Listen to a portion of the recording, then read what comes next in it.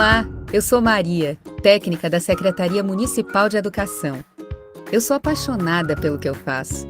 Afinal, todos nós que trabalhamos com educação ajudamos a construir um Brasil melhor.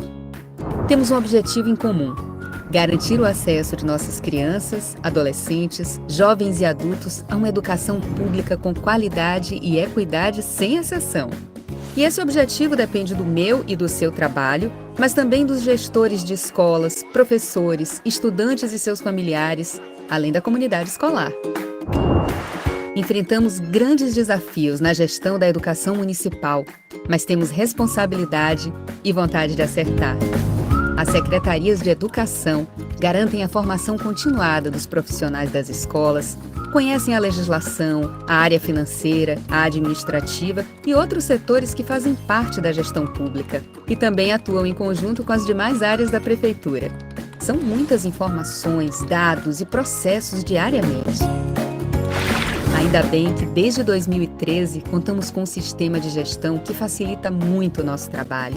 É uma plataforma que já está presente gratuitamente na maioria das secretarias do país.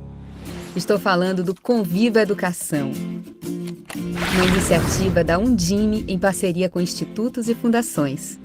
É um apoio para que dirigentes municipais de educação e técnicos das secretarias municipais, como eu, façam uma melhor gestão da educação. O Conviva é uma plataforma simples de usar. Logo você pega o jeito. Aqui na secretaria onde eu trabalho, todos temos acesso. Além disso, cada escola pode ter um representante cadastrado. O dirigente municipal de educação é quem autoriza os cadastros de sua localidade e indica a ferramenta que cada profissional pode acessar. É muito seguro. Eu já estou craque no Conviva. Vou te mostrar como funciona. A plataforma tem 3 blocos principais: conteúdo, ferramentas e área de rede. Quando eu preciso consultar uma legislação, encontrar uma notícia ou procurar por um documento, acesso à área de conteúdos. Aqui temos textos, vídeos e materiais sempre atualizados. Eu gosto muito dessa parte porque eu posso compartilhar o que eu leio com meus colegas de trabalho. Agora vamos ver as ferramentas feitas para facilitar nosso dia a dia. Elas podem ser preenchidas pela equipe da secretaria e algumas delas também pelas escolas. São mais de 20. Venha cá ver algumas. O Plano Municipal de Educação, que deve ser monitorado e avaliado. O memorial de gestão, em que são registradas as ações realizadas pelas equipes durante o mandato. E a ferramenta de organização da rede, que traz um panorama de todas as escolas para planejar melhor as mudanças. Bom, em outras ferramentas do Conviva, eu organizo o calendário escolar, controlo receitas, despesas, estoques e outras tantas coisas. Assim, quando eu preciso verificar ou mudar alguma informação, é muito rápido, porque tudo está num único lugar. Agora vamos para a área de rede. Este é um ambiente para conhecer as experiências de outras secretarias de educação e tirar dúvidas sobre a gestão. Na área de indicadores educacionais, eu encontro diversos dados oficiais, como o censo escolar e o IDEB. Viu só?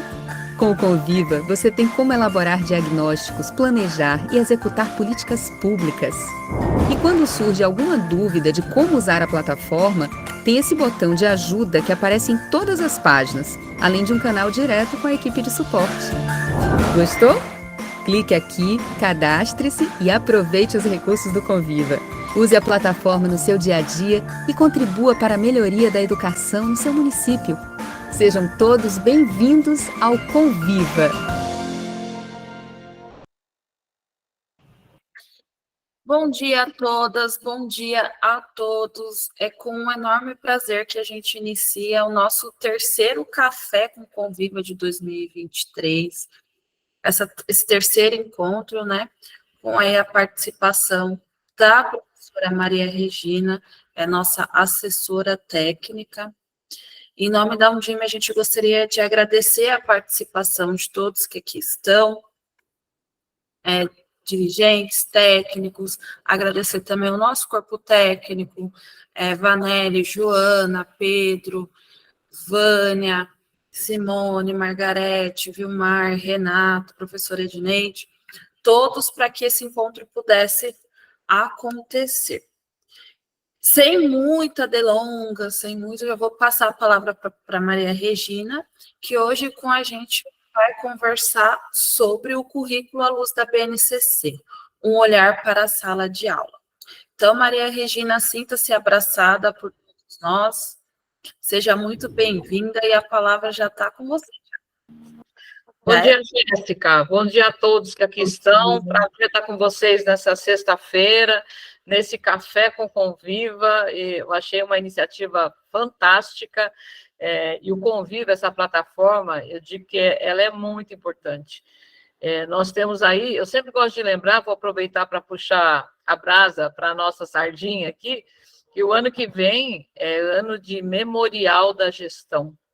Né? Então, que fiquemos aí todos atentos a isso, né? Que vocês possam deixar para o próximo dirigente aí do município, mesmo que ele seja reeleito, as marcas dos trabalhos que foram feitos aí no município. Então, vale muito a pena poder usar o Conviva, eu tenho aí um certo carinho por essa plataforma. Sou suspeita para falar. Bom, a nossa conversa aqui hoje na verdade, nós vamos ter aqui uma conversa de pouco tempo. Eu sempre brinco que é um espirro pedagógico, né? De um assunto que para nós é muito importante. Nós estamos em 2023, nós tivemos a base homologada em 2017, né? Tivemos no ano de 2018 um trabalho árduo na construção dos currículos nos estados, né? Eu aqui no estado de São Paulo participei como coordenadora da parte da educação infantil aqui, mas transitando ali com os outros, com as outras etapas da educação básica, né? E com os outros componentes também.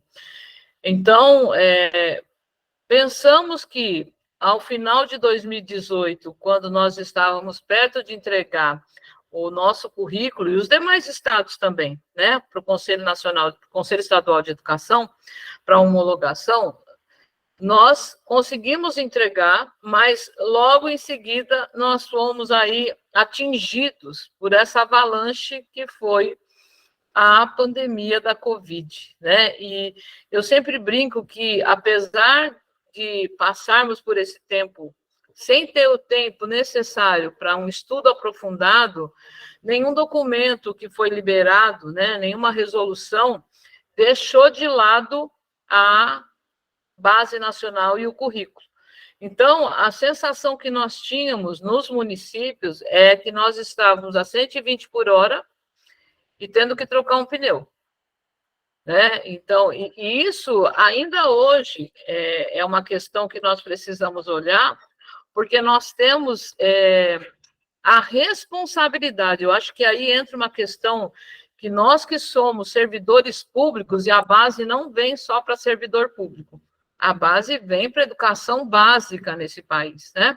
Nós temos uma responsabilidade legal, né, de assegurar aprendizagem e desenvolvimento de todos os alunos. Então, não é um trabalho fácil, e eu sempre brinco por onde eu passo, que se fosse fácil, não seriam vocês aqui nesse grupo, por exemplo, né? Porque precisa ter uma coisa que eu gosto muito desse dito lá do Ceará, que precisa ter sangue no olho para poder enfrentar isso que nós enfrentamos, colocar um currículo na sala de aula. Eu acho que esse é o maior desafio para nós, colocar esse currículo na sala de aula, porque nós até conseguimos já falar do currículo, mas efetivamente transformar isso em prática, isso é um processo, né? Não dá para achar que nós fizemos isso assim e não fizemos. Então, nós estamos nessa condição. Jéssica, não sei se você projeta para mim os slides ou se eu mesma faço isso. Nem sei se Jéssica está aqui mais. Mas, sim. Deixa eu só... Tá.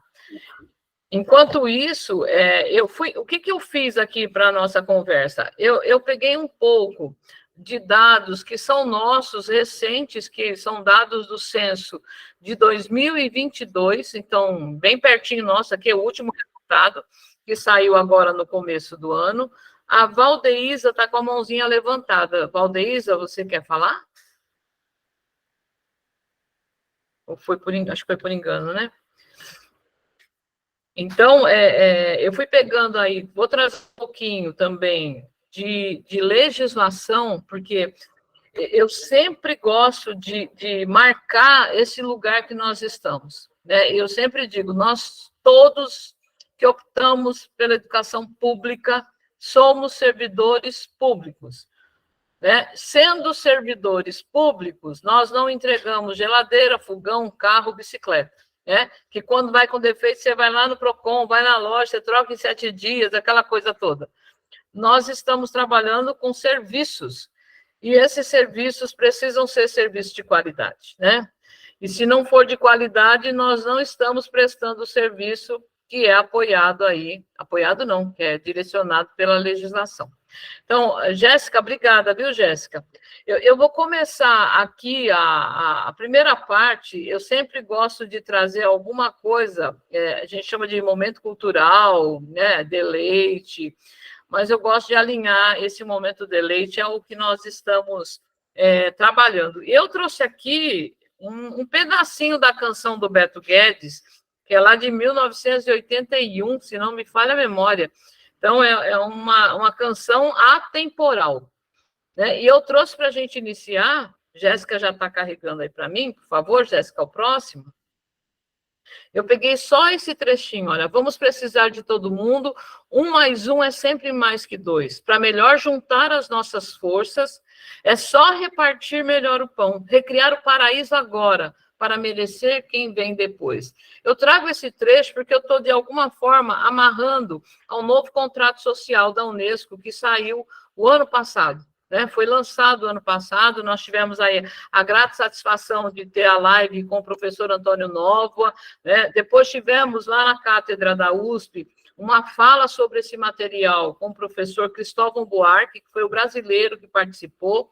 Enfim, e quando eu pego esse trechinho, vamos precisar de todo mundo, é para entender que nós estamos numa coletividade, gente.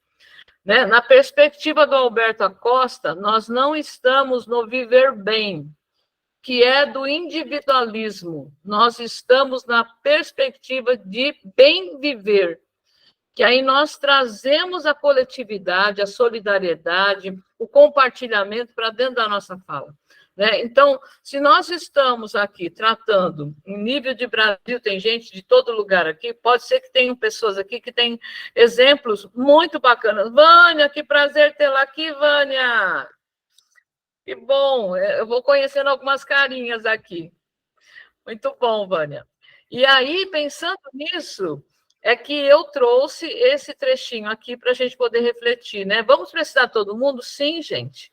Nós não vamos assegurar aprendizagem e desenvolvimento para as nossas crianças, como está posto legalmente lá desde a Constituição, artigo 205, a LDB, as resoluções, a base nacional, os currículos, se não estivermos juntos. E vocês vão entender por que é tão importante estarmos juntos, né? Se nós não nos juntarmos, talvez nós não consigamos chegar nesse porto desejado. E quando vamos repartir melhor o pão, esse pão para nós é o saber, né? Nós precisamos compartilhar saberes, gente. Sistema que não troca, morre. O nosso sistema, quando deixa de trocar, ele morre. Quando eu já não troco mais com o ambiente, quando eu não coloco para fora gás carbônico, respiro oxigênio, eu já fui para um outro plano. Então, nós precisamos, de fato, juntar forças. Eu vou pedir para a Jéssica ir passando para nós aqui, porque eu trouxe alguns dados. Olha só, por que eu vou começar primeiro trabalhando com dados, chamando a atenção de vocês para isso? Por quê? Porque os dados, eles estão postos, mas eles são pouco visualizados, são pouco, né? Muitas vezes a gente olha para um dado, por exemplo, quando eu coloco esse dado para vocês aqui, olha, esse é o dado do último censo, recente. Então, é o que nós temos de matrícula na educação básica nesse país, agora pelo último censo. Quase 47 milhões e 400 mil matrículas estão na educação básica dentro desse país. Só que dentro desse número, nós temos a educação básica, que é pública, e também a educação básica, que é privada. Nós temos esse número, que é o montante de matrículas no Brasil. Quando eu vou para a divisão de quem está aí nas outras, né, na educação pública e na privada, a gente vai entendendo melhor. Pode passar o próximo, Jéssica, para que a gente possa entender. Olha só, isso também, eu não estou pegando nenhum dado que não seja oficial aqui, tá bom? Porque nós precisamos pegar aquilo que é, para nós, assim, o mais recente e oficial. E, ó, observem só como a Undime trabalha diretamente com os municípios, né? O que a gente observa? Nós observamos pelo dado do censo que pelo menos quase 50% das matrículas da educação básica estão na responsabilidade dos municípios. Muitos estados e municípios, esse dado ainda é maior, dependendo de onde está esse estado. Mas, em termos de Brasil, 49% das matrículas estão nos municípios, 31,2% no estado, 0,8% estão nas escolas federais e 19% estão nas escolas particulares. Vocês estão entendendo por que a gente precisa juntar forças? Porque nós precisamos assegurar que esse grupo de 81% de matrículas que estão hoje na educação básica sejam atendidos com qualidade, excelência e equidade. E o que a gente percebe é que isso ainda não acontece no Brasil, né? Nós ainda deixamos anualmente para trás muitos alunos com defasagem de aprendizagem. E eu não estou aqui falando de um dado que vocês não conheçam, vocês sabem disso. Né? Nós asseguramos que as crianças hoje estejam nas escolas. Né? Conseguimos colocar aí praticamente as crianças em idade escolar nas escolas. Mas aí nós precisamos lembrar, fora da escola não pode, e na escola sem aprender também não. E quando vocês observarem os dados do INEP que estão espelhados lá no QEDU, vocês vão perceber que a discrepância entre nível socioeconômico alto e baixo é absurda, e a questão de raça e cor também é absurda. Nós estamos dizendo aqui, nesse país, as crianças pobres aprendem menos e as crianças pretas também aprendem menos. A equidade não foi sanada. E agora, por nós termos aí a lei do VAR, né, no artigo 14 da nova lei do Fundeb, uma das condicionalidades é pensar que nós precisamos trazer a equidade para dentro das escolas. E o mais interessante é, eu tenho passado em vários municípios, gente, vários municípios, e assim, quando eu apresento o dado deles, eu estou trazendo um dado que é do município, sobre desigualdade, às vezes o município fica assim, nossa, eu não tinha me dado conta. E aconteceu um fator tão interessante no município que eu trabalhei, que a secretária ela ficou tão incomodada com aquele dado, que ela falou assim, Maria Regina, eu não consigo mais, quando eu estou visitando escola, não passar na sala de aula e ver quantas crianças brancas, quantas crianças pretas na sala. E ela falou assim, e eu levantei um dado, nas escolas rurais do meu município, quase 90% das crianças são pretas e pardas. E eu observei que lá o nível de aprendizagem está muito baixo. Então, aí eu falei assim, aí você tem uma situação nítida de necessidade de trabalho, de formação, de pensar, as condições foram dadas, porque às vezes você prepara todas as condições, você põe ar-condicionado, você dá a melhor merenda, você faz tudo, tem material, e quando você observa o resultado, ele está lá embaixo ainda. Então, tem uma questão que é, não se melhora a instrução, né, a aprendizagem das crianças, sem melhorar a aprendizagem dos professores. Quanto mais eu invisto na instrução dos professores, mais eu tenho a possibilidade de melhorar a qualidade. Vocês podem falar assim para mim, mas a condição é importante, a condição é super importante. É uma questão de dignidade, a questão das condições ofertadas pela escola. Mas nós precisamos entender que hoje, eu estou falando de dados que eu tenho hoje, que só ter condição não é suficiente. Eu posso ter o melhor hospital. Se eu não tiver profissional formado, eu tenho lá materiais de ponta, maquinário de ponta e o doente está morrendo, porque eu não tenho mão de obra aí, gente qualificada para o trabalho.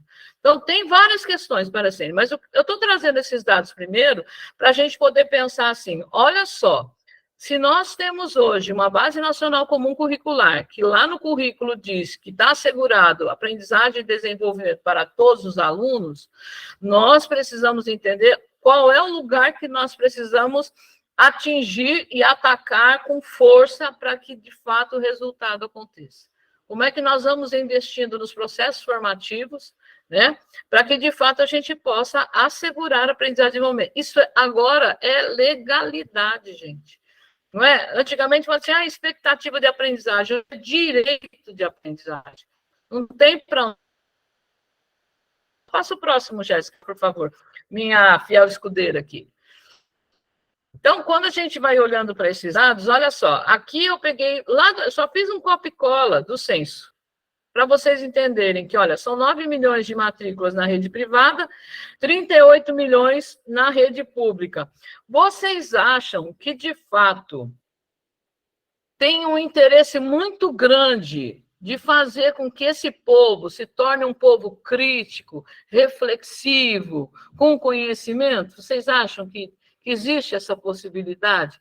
Existe legalmente, mas existe uma força dizendo assim, olha, que perigo que nós teremos se nós tivermos aí esse povo todo sabido. Eu gosto muito de fazer uma comparação quando Paulo Freire, lá em Angicos, alfabetizou aquele monte de adultos, né? E quando foram falar para ele, tu não sabe o que está fazendo, tu está criando cobra nesse sertão. Olha isso, criando cobra no sertão. Por quê? Porque você tornar um sujeito que pode ler, que pode escrever, participar do mundo, gente, você vira, e é isso que a gente precisa fazer, né? Assegurar. Por isso que eu trouxe o Beto Guedes, que vão precisar de todo mundo, gente.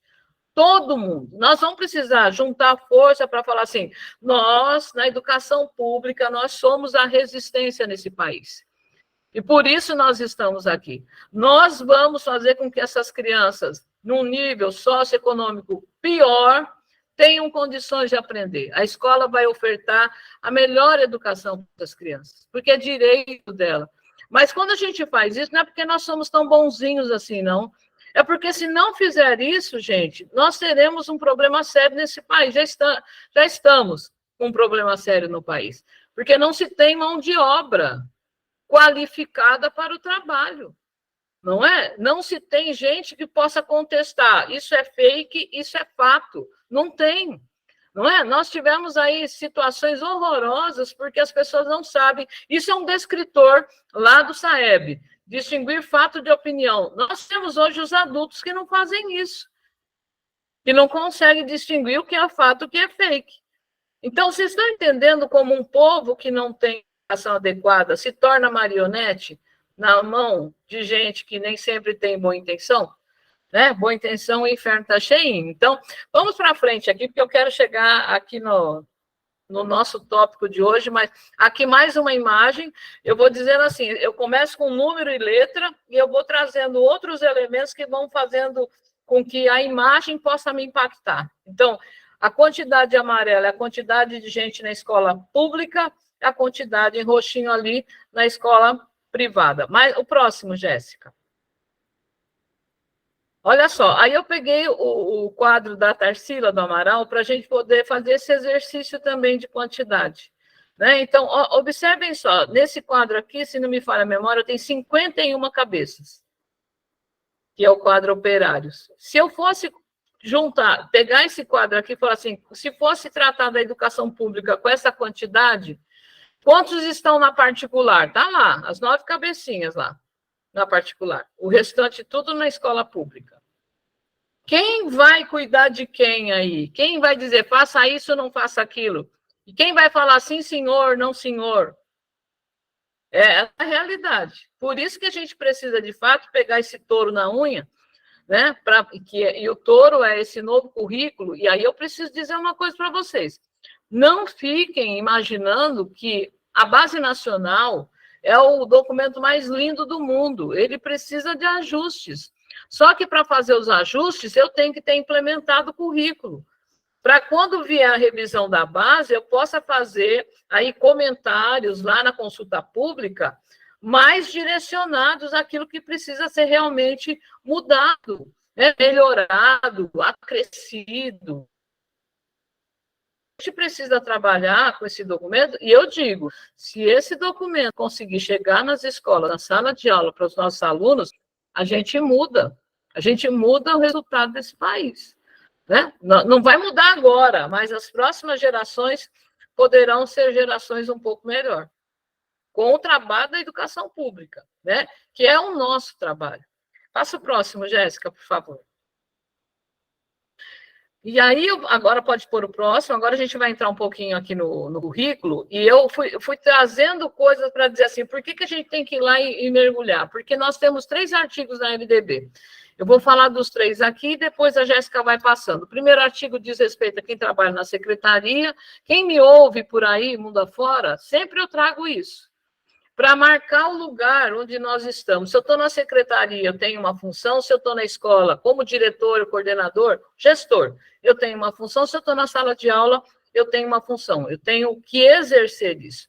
E aqui eu peguei o artigo 11, quando eu olho aqui, os municípios incumbir-se-ão, a gente está falando da secretaria, né, do departamento, que é a parte que cuida da educação. E eu peguei só o inciso 4 aqui, para a gente poder entender que eu estou falando aqui com foco na aprendizagem.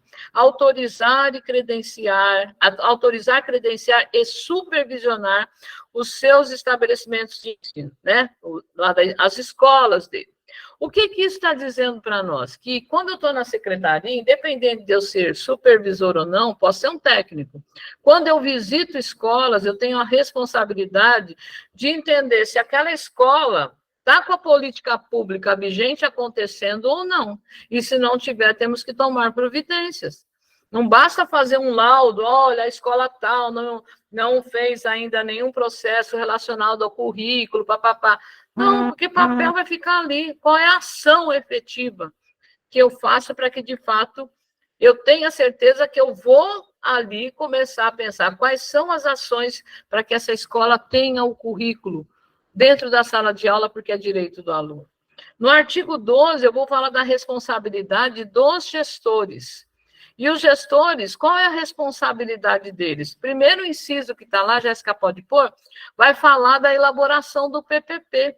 E agora a gente começa a chegar junto ali na questão, pode pôr no 12, Jéssica, na questão do nosso currículo. Por quê? Tinha uma meta posta pelo MEC na época, que pelo menos lá em 2019, pelo menos 70% das escolas teriam que ter o seu currículo revisado, PPP revisado à luz do novo currículo. Revisão do PPP, por quê? O currículo, ele traz coisas que nós não tínhamos no currículo anterior, que era um currículo por conteúdo, e agora eu preciso ajustar isso no PPP. A primeira coisa, porque se meu PPP não está acertado ali, junto com o currículo está entrando na escola pela porta dos fundos. E nem sempre a gente consegue entrar de boa pela porta dos fundos, né? E aí, no artigo 12 também, eu pego esses 2 incisos aqui, olha, está dizendo assim, que os estabelecimentos de ensino, respeitadas as normas comuns do seu sistema de ensino, terão a incumbência de. Isso é para a gente pensar assim, não é a minha escola, a gente até fala carinhosamente, a minha escola, é a minha sala de aula, mas ela está ligada num sistema e eu respondo a esse sistema com as minhas ações, sendo gestor, sendo professor. Então, está aqui no inciso 4, velar pelo cumprimento do plano de trabalho de cada docente. Isso está dizendo que não tem nenhum docente lá na sala de aula trabalhando que não esteja validado por quem é gestor. Não tem. Mesmo que esse gestor não tenha feito o velar, não olhou o plano, não observou a aula, ele é responsável pelo que está acontecendo na sala de aula, né? E aí eu preciso ainda prover meios para a recuperação desses alunos que estão com menor rendimento. Então, observem a responsabilidade, eu estou falando no tocante à aprendizagem aqui.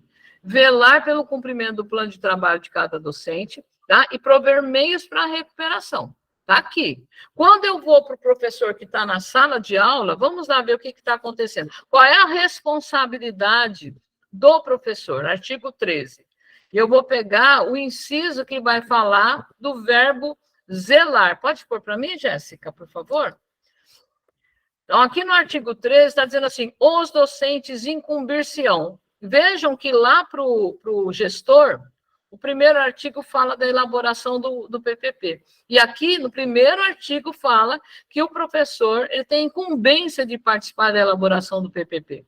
Não é se eu quiser, né? A legislação é clara. Mas eu peguei aqui nesse artigo o inciso 3, que está falando assim, olha, os docentes incumbir-se-ão de zelar pela aprendizagem dos alunos. E esse zelar pela aprendizagem dos alunos, hoje, é conforme o que está posto no currículo. É o que a gente tem hoje de normativa. Então, como é que o meu professor zela pela aprendizagem dos alunos se eles ainda não compreenderam? Eu estou falando todos, mas tem uma parte que não é pequena que ainda não entendeu a lógica do currículo. E a gente precisa agora investir tempo, né, para que, de fato, isso aconteça aí nas escolas, nas formações que acontecem na escola. Porque, às vezes, a gente pensa assim, olha, vamos trazer uma pessoa para falar de currículo. Você pode até trazer, é o que eu brinco. A gente vai nos municípios dar um espirro pedagógico. Né? Quando fica um ano no município, tudo bem. Mas quando eu vou uma vez só, é um espirro pedagógico.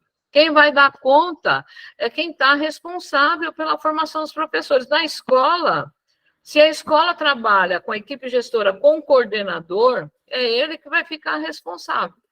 Se não tem coordenador, só tem o diretor, ele é o gestor responsável.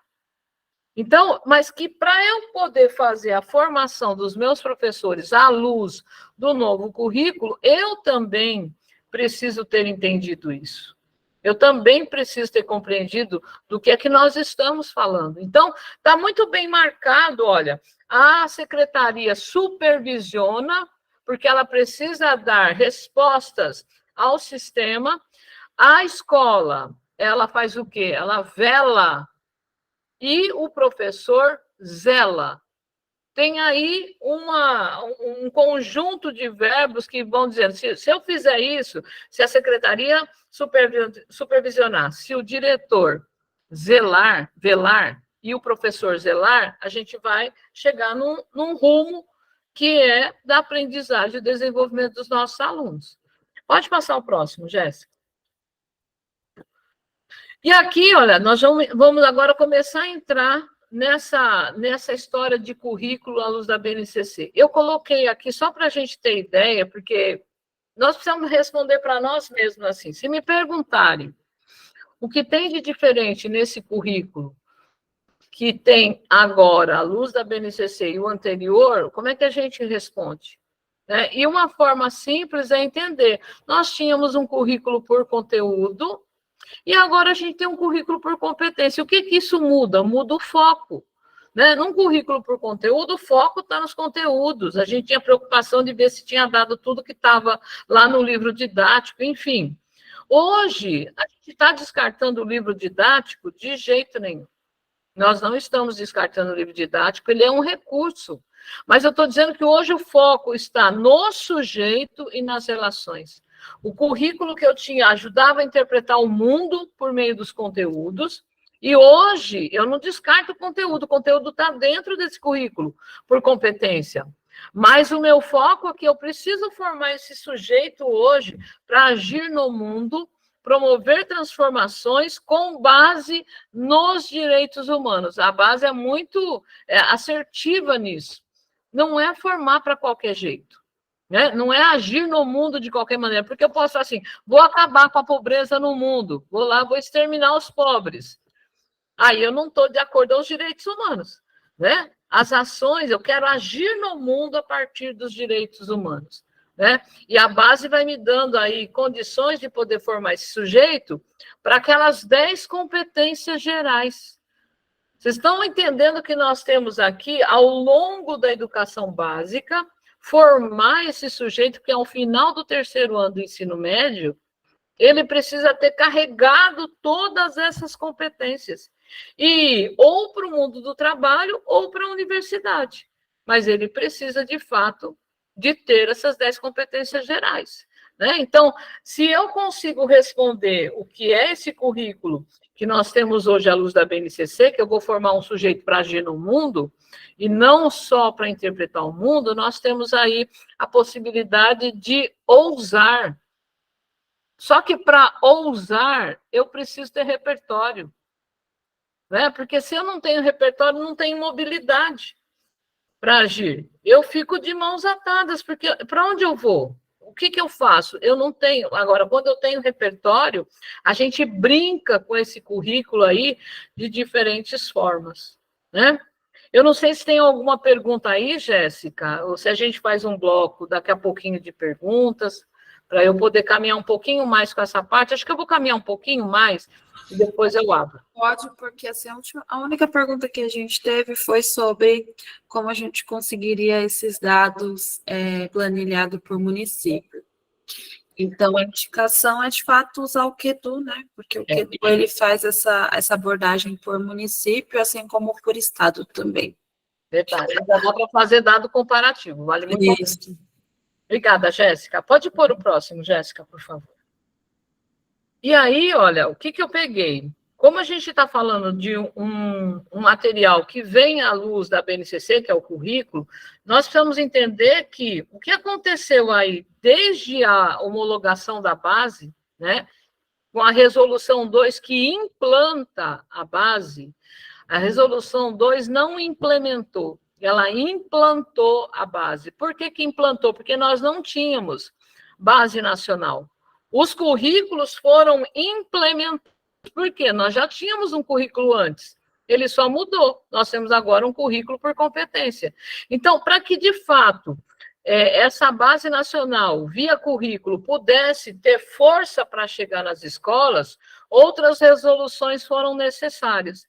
Então, nós temos uma resolução, temos a resolução da base, na construção dos currículos, cada estado tem a sua resolução de homologação e implementação. Alguns municípios optaram por não fazer a parceria com o Estado, construíram o seu próprio currículo e também tem ali as resoluções que normatizam esse currículo. E depois, observem só que em 2019, já sabendo que havia mudança no currículo, os cursos de licenciatura em pedagogia precisavam também passar por mudança. Então, nós tivemos em 2019 a Base Nacional Comum da Formação Inicial, para que houvesse mudança dentro das universidades e das faculdades.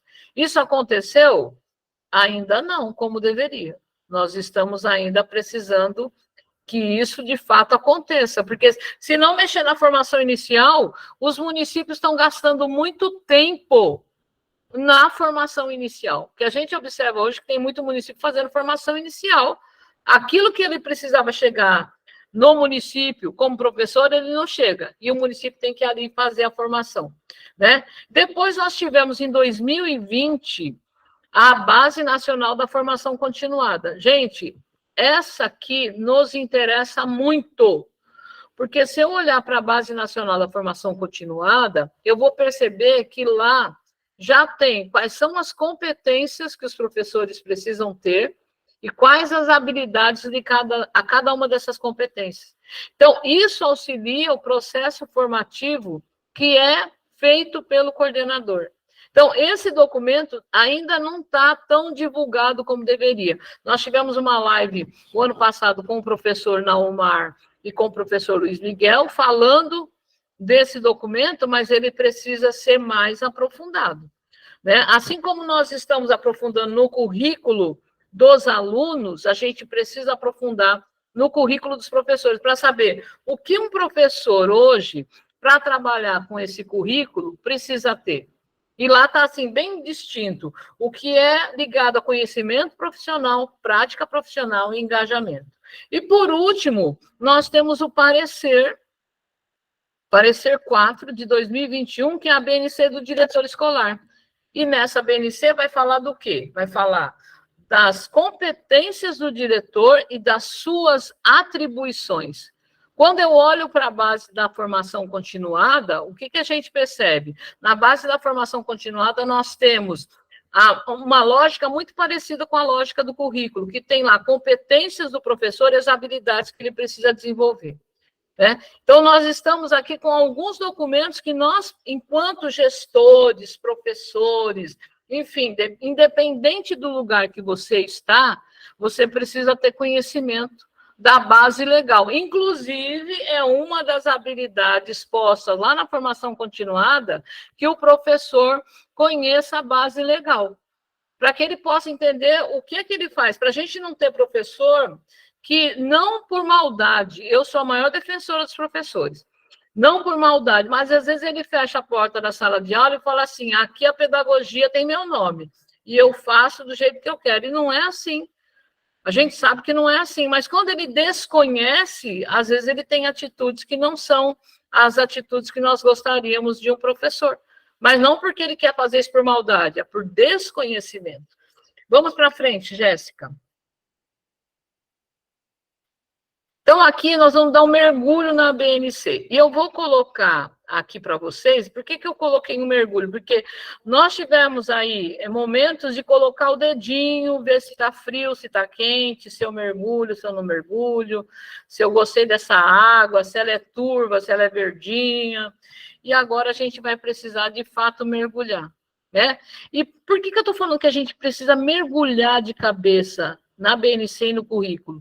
Porque só dessa forma eu posso fazer apontamentos daquilo que está muito bom e daquilo que precisa melhorar. Porque senão a gente faz um negócio chamado axiologia. Eu acho que eu não gostei desse documento. Eu acho que ele é isso, eu acho que ele é aquilo, e a gente não acha, não é? Nós precisamos, olha, conhecendo, né? Olha, por que eu não gosto de determinada comida? Olha, porque tem excesso de sal, né?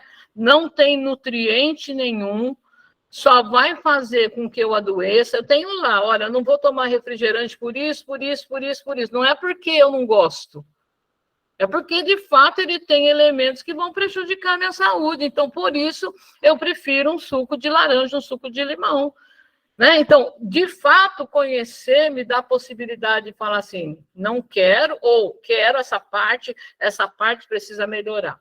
Tá? Então, vamos fazer um mergulho agora no currículo e na base. Então, aqui, só para a gente lembrar, isso aqui vocês já estão aqui, eu ia falar careca de saber, mas é cabeludas de saber, cabeludas e cabeludos. Que a Base Nacional, ela traz 2 organizações curriculares para a educação infantil e para o ensino fundamental, que elas são diferentes. Né? Eu preciso, de fato, entender que nós temos aí educação infantil e ensino fundamental. Quem já esteve comigo em alguns lugares sabe que eu gosto de abordar isso. Por que não é ensino fundamental? Por que é educação infantil? Aliás, por que não é ensino infantil? E por que não é educação fundamental? Né? Por que tem esses nomes? E aí eu vou para uma parte que é, se eu não tenho repertório suficiente, a gente faz leitura e vai para frente. Né? Por isso que a gente precisa, de fato, mergulhar. Tem uma organização curricular na educação infantil, porque ela não é instrucionista. Ela não traz campos, aliás, não traz componentes curriculares aqui. Ela não é instrucional. E a gente precisa entender o que é isso para não cobrar da educação infantil aquilo que não é dela. Porque nós fazemos isso. Né? Às vezes, e no ensino fundamental, que recebe a criança com 6 anos, e alguns professores falam assim, agora a brincadeira acabou. Né? Não pode acabar a brincadeira, gente. A brincadeira segue na nossa vida, porque nós somos aí seres ludens, nós somos seres do brincar. Então, a brincadeira não acabou, não. A ludicidade segue na nossa vida. A diferença que tem aqui é que na educação infantil, a organização curricular, ela está de que forma? 2 eixos estruturantes, interações e brincadeiras, não é isso? 5 campos, 6 direitos.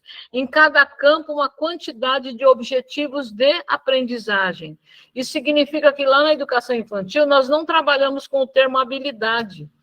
Nós trabalhamos com objetivos de aprendizagem, porque o foco da educação infantil é outro. Não adianta eu querer transformar o eu, o outro e o nós em geografia e história.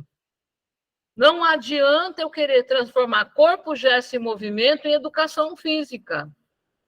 Não é isso. E às vezes a gente pega, sem maldade, um professor falando assim, escuta, fala, pensamento e imaginação, isso é língua portuguesa. Né? Ou se não, vai lá, espaço, tempos, quantidades, relações, transformações, matemática. Não é isso. Não é isso. A lógica é, as crianças precisam, nesse período, experimentar o máximo de coisas, e aí tem uma orientação do que eu vou fazer com essas crianças.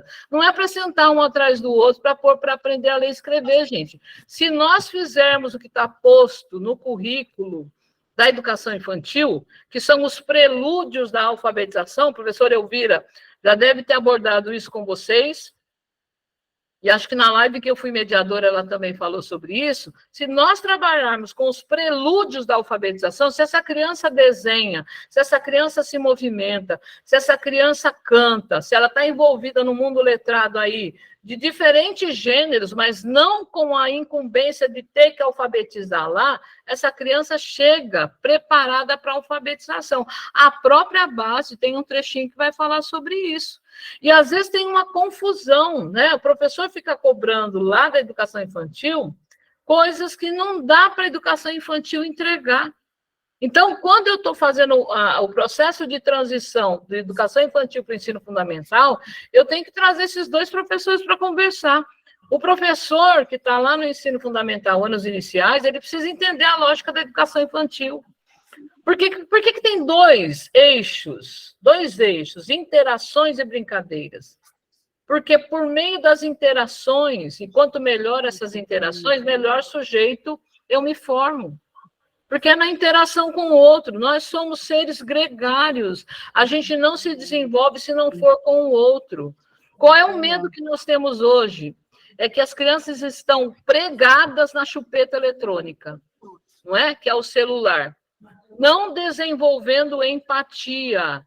E tem uma questão hoje muito séria, eu não sei se é a Mariane Wolff que vai falar sobre isso, se é o Derrane, não vou lembrar agora, dizendo que muitas crianças hoje estão sendo laudadas, não é nenhum deles, é o Richard Louv, lá que traduziu o livro do Instituto Alana, chamado A Última Criança da Floresta. E ele vai dizer que muitas crianças têm laudo de autista por desconhecimento de quem está laudando, sem ser autista. O que ela tem é comportamento autista pelo uso exacerbado da tecnologia, porque ela não desenvolve empatia com o outro. Então, são os medos que a gente tem aí, né, e que está muito forte. A tecnologia veio de uma forma avassaladora. Para nós que já estamos formados, que passamos por um momento que não foi dessa tecnologia exacerbada, a gente consegue passar meio que incólume. Agora as crianças serão marcadas por isso. Então, nós precisamos, de fato, entender um pouco mais de tudo o que está acontecendo para falar o que pode, o que não pode, o que eu devo, o que eu não devo nas escolas. Então, vocês observando aqui, nós temos uma organização curricular na educação infantil que é diferente, que faz com que eu olhe para esse espaço da educação infantil de forma diferente. Porque, assim, é inimaginável hoje que eu mantenha as crianças 4 horas numa sala de aula na educação infantil. Porque se você vai ler o currículo, você vai observar que os objetivos de aprendizagem que estão lá, muitos não dão conta de serem trabalhados numa sala de 4 paredes. Essa criança precisa estar em contato com a natureza, que ela precisa ir para fora da sala. É o desemparedamento das crianças, como diz a Léa Tiriba. Quando eu vou para o currículo aqui, já olhando para o ensino fundamental, qual é a lógica que ele traz? Olha só. Oi. Deixa eu só aproveitar antes de você passar para o ensino fundamental, porque a gente tem aí essa questão que foi trazida pela professora Anne Glice, que é justamente o processo de alfabetização na educação infantil pela cobrança do professor do ensino fundamental. E também a professora Juliana Aparecida Ramos, ela trouxe que na educação infantil a rede trabalha com objetivos de aprendizagem. Como facilitar a implementação do currículo em uma rede pautada em conteúdos descontextualizados de vivências? Ave Maria, né? A gente de novo cai. Esse café. Esse café já está com bolinho. Enfim, o que a gente precisa entender? Se eu tenho uma rede que está calcada em coisas que não são aceitáveis hoje pela base, pelo currículo, nós estamos transitando por um trilho que não é o trilho da BNCC e do currículo e nem da legalidade.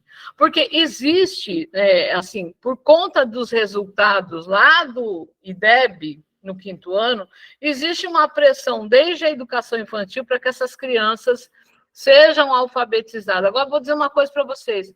Não é porque a criança saiu escrevendo o nome, reconhecendo letras e números, que ela está tão preparada para esse processo que vem no ensino fundamental.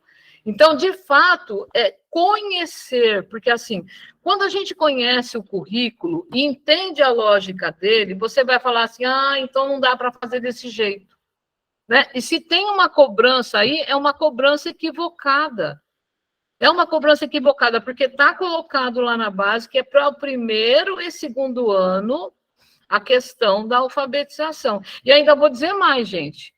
Lá na educação infantil, as crianças não vão ter contato com o mundo letrado? Oxe, claro que vai, gente. Tem objetivos de aprendizagem que tratam de gêneros desde o bebê. Lá na escuta, fala, pensamento e imaginação, se não me engano, é o objetivo 8 que vai falar que os bebês participam de situação de escuta de diferentes gêneros. Porque existe progressão da aprendizagem no currículo. Quando eu vou para as crianças bem pequenas, além de participar de situações de escuta, ele vai manusear, olha o verbo, manusear, ele precisa ter contato com esses gêneros, com livrinhos, com tudo que a escola tem à disposição.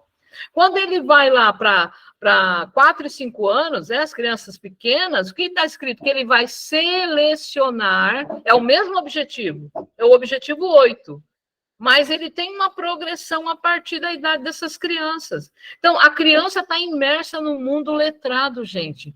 O que a educação infantil precisa fazer? Que essa criança grafe em terra, nas paredes, porque ela nasce, culturalmente, a criança ela aprende a escrever e a ler. Geneticamente, ela sabe traçar. E eu preciso entender isso para poder falar assim, olha, lá na educação infantil, a minha criança vai ter contato com letras móveis. A gente precisa disso. Para não incorrer numa situação que, assim, minha criança tem que chegar alfabetizada. Não é? E o que é estar alfabetizado? E só para vocês terem ideia, hoje, isso é uma lei do ano passado, de julho do ano passado, 14.407, que alterou o artigo 422 da LDB, que fala da alfabetização plena ao longo da educação básica. Todo mundo hoje é responsável pela alfabetização, desde a educação infantil até o final do ensino médio, com a formação do leitor também.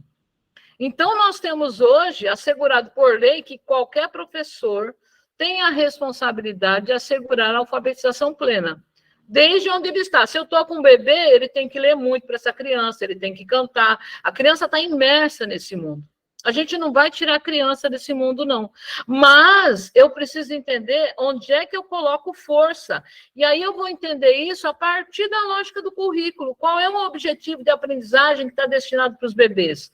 para as crianças bem pequenas, para as crianças pequenas? Quais são as habilidades lá no começo do ensino fundamental que são destinadas ao processo de alfabetização? Né? Então, tem lógicas diferentes. Por que a educação infantil e ensino fundamental? Porque a educação infantil não é instrucional.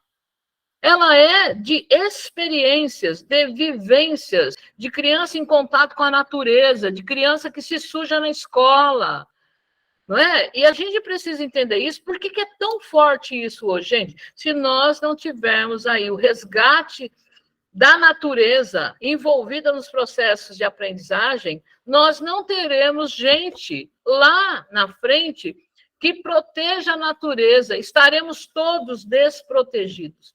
Para quem tem interesse, aí vale muito a pena ler o livro que foi traduzido pelo Instituto Alana, do Richard Louv, que fala da última criança na floresta. É uma parte muito legal de se ler e de entender por que nós estamos lutando com isso.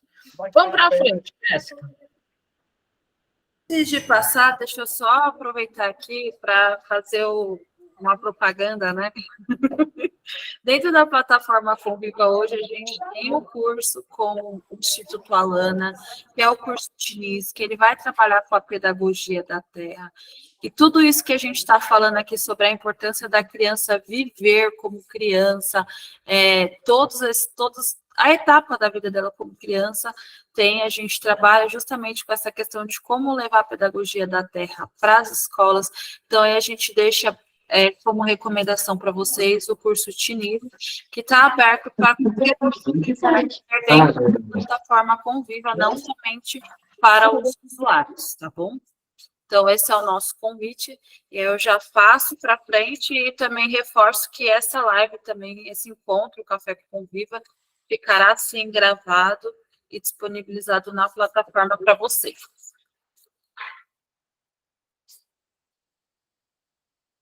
Jéssica, escreve para mim aí no chat, por favor, A Última Criança da Floresta, que é o nome do livro do Richard Louv. Eu anotei aqui também, eu vou ver se estiver disponível, a gente sobe para a biblioteca e compartilhamos lá. Mas acho que ele não está disponível, esse não está disponível. Esse eu pedi, eu comprei mesmo. Mas, enfim, assim, olha, por que eu estou dizendo isso? Porque se a gente não tem, de fato, a compreensão deste currículo, talvez nós ainda podemos ter aí algumas atitudes que não são as mais adequadas, que não asseguram a aprendizagem e desenvolvimento dessas crianças, né? E aí eu peguei alguns trechinhos aqui, inclusive, esse livro, de onde eu tirei, ele está disponível online, depois eu passo para a Jéssica, e a Jéssica pode disponibilizar para vocês. Mas olha só o que o Castoldi, né, um educador italiano, está falando para nós. É a primeira vez que se vê no clássico triângulo didático, no ápice de seus vértices, o professor, os alunos e os saberes, e se insinua um novo vértice, que transforma o triângulo em um quadrado, que ele chamou de situação de vida. Olha só, quando a gente faz a leitura desse trechinho aqui, eu fico tentando imaginar do que ele está falando, aí eu consegui colocar na figura. Passa o próximo, Jéssica. Olha só, que o autor está falando é isso aqui, né? Que antes, num currículo por conteúdo, eu tinha aluno, professor e o saber, o conhecimento, e que agora, num currículo por competência, o que eu tenho? Eu continuo com aluno, professor e saberes, mas eu preciso trazer a situação de vida. Quer dizer, eu preciso trazer o contexto, eu preciso fazer com que todo esse conhecimento se conecte com a vida. Porque você imagina só, eu tenho aí um conhecimento sobre ciências, eu tenho conhecimento sobre matemática, língua portuguesa, mas sou lesado nas lojas de departamento, porque eu não sei aplicar a porcentagem naquilo que eles estão fazendo comigo lá. Eu entendo de ciências, mas não consigo usar produtos naturais para repelir pernilongo numa situação de dengue. Então, o que eu estou aprendendo não se conecta com a vida. Então, pegar só esse aluno, professor e saber, né, que alguns autores chamam de núcleo pedagógico, né, e ainda dizem assim, quando a gente muda um desses três aqui, todos os outros mudam. Por exemplo, os saberes aqui, eu estou pegando o currículo. Nós tivemos uma mudança no currículo. Tem que ter mudança no professor, que vai provocar mudanças no modo de ser, estar e agir dos alunos. E a proposta é, para além desse triângulo, que eu tenha um vértice a mais, que é a situação de vida. Eu trago a vida que se vive para dentro da discussão. Vocês vão entender aqui quando eu chegar lá nas habilidades. Pode passar o próximo, Jéssica. E aí eu fui pegando algumas partes da base, que eu acho que é importante você situar o que está lá na base para dizer assim, não é coisa da nossa cabeça, não, está posto no documento, né?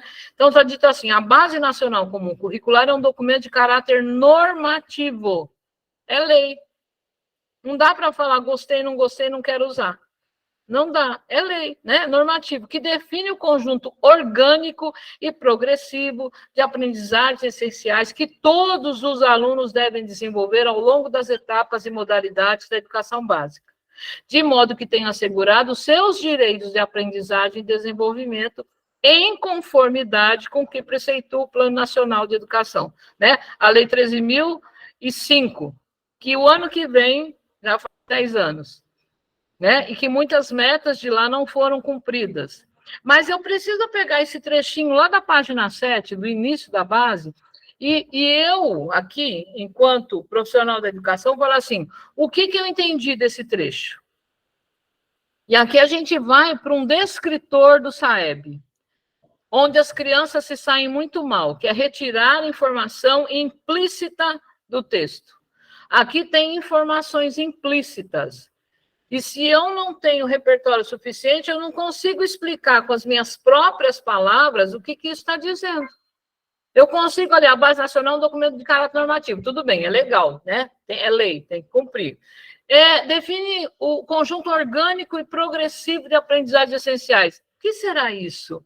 O conjunto orgânico e progressivo de aprendizagens essenciais. A gente não está mais trabalhando com conhecimento mínimo, aprendizagem mínima, porque, observem só, se eu falar para vocês, o próximo mês de abril, vocês vão passar por uma experiência, vocês vão viver o mês pagando as suas contas com salário mínimo. Aí vocês vão ver o que vocês vão jogar para cima e vão pegar para pagar, algumas vão sobrar. Salário mínimo. Mas se eu falar para vocês que vocês vão ter, o mês que vem, um salário essencial, o essencial, ele traz a dignidade. O essencial vai dizer que eu vou comer bem, eu não vou exagerar, mas eu vou ter refeições balanceadas, né? Eu vou ter moradia, minha água e luz estarão pagas, eu terei internet em casa, essencial. A internet, gente, quem é que vive sem internet em casa hoje? Às vezes eu falo assim, não sei se eu acho que se fosse para escolher água e luz em determinados... Água e luz não. Água e internet em determinados dias, na torneira, eu fico com a internet. Naquele dia eu fico com a internet, porque para mim é essencial.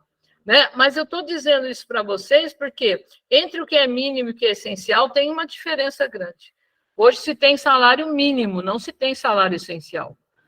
Viver com salário mínimo é diferente de viver com salário essencial. Então, eu estou dizendo para vocês que esse documento, que é um conjunto orgânico e progressivo de aprendizagens essenciais, o que é orgânico? Por que ele é orgânico? Porque ele é vivo, ele é flexível. Diante do lugar que eu estou, eu pego aquele objetivo X e trago para dentro do meu lugar, para o conhecimento diversificado. Isso a gente usa lá a estrutura da habilidade para poder fazer isso. Vocês vão ver que eu trouxe isso também para nós hoje aqui.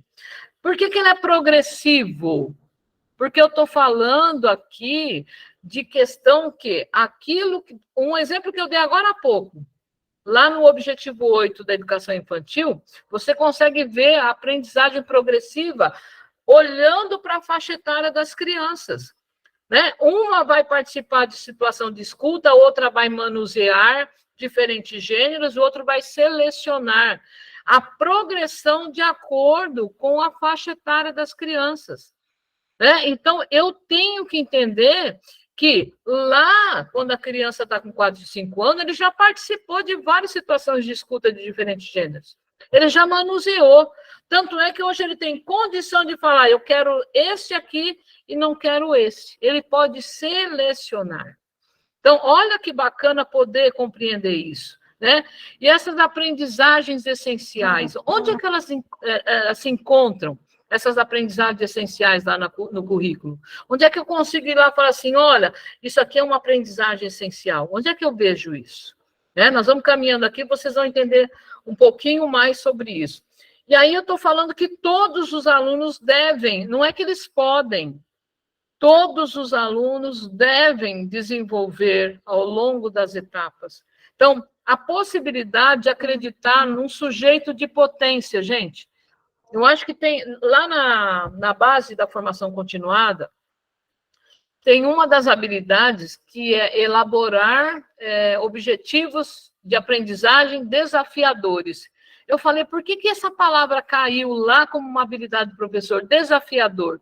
Porque nós precisamos acreditar nessas crianças como sujeito de potência. Eu não posso preparar um plano, uma vivência, e falar assim, vou tirar essa parte porque eles não têm condição de fazer. As crianças, independente das condições, elas são sujeitos de potência. O que é que diferencia? É que uma criança tem menos repertório do que a outra, dependendo do local onde ela está inserida, da família que ela está inserida. E a escola é esse lugar que vai trazer a equidade. Eu vou dar mais para quem tem menos. Não é dar a mesma coisa para todo mundo. Isso é igualdade.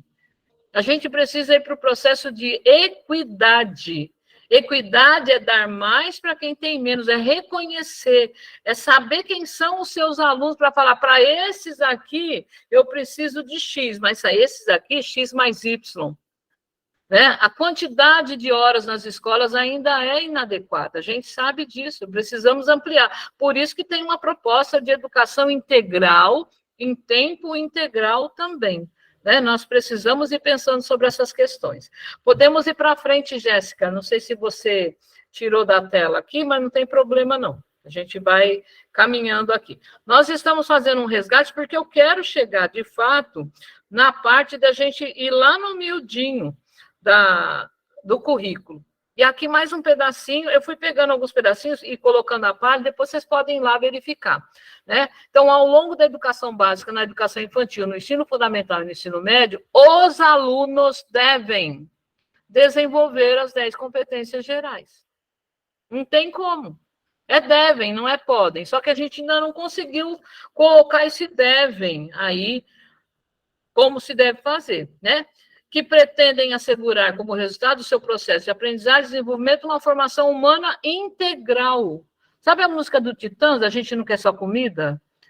Né? A gente precisa de muitas outras coisas. Não sei se vocês observaram, teve o show do Coldplay em São Paulo, e eles convidaram, acho que 3 pessoas em situações de rua para assistir ao show e ter contato, enfim. E teve um monte de gente bombardeando, dizendo eles precisam de cesta básica.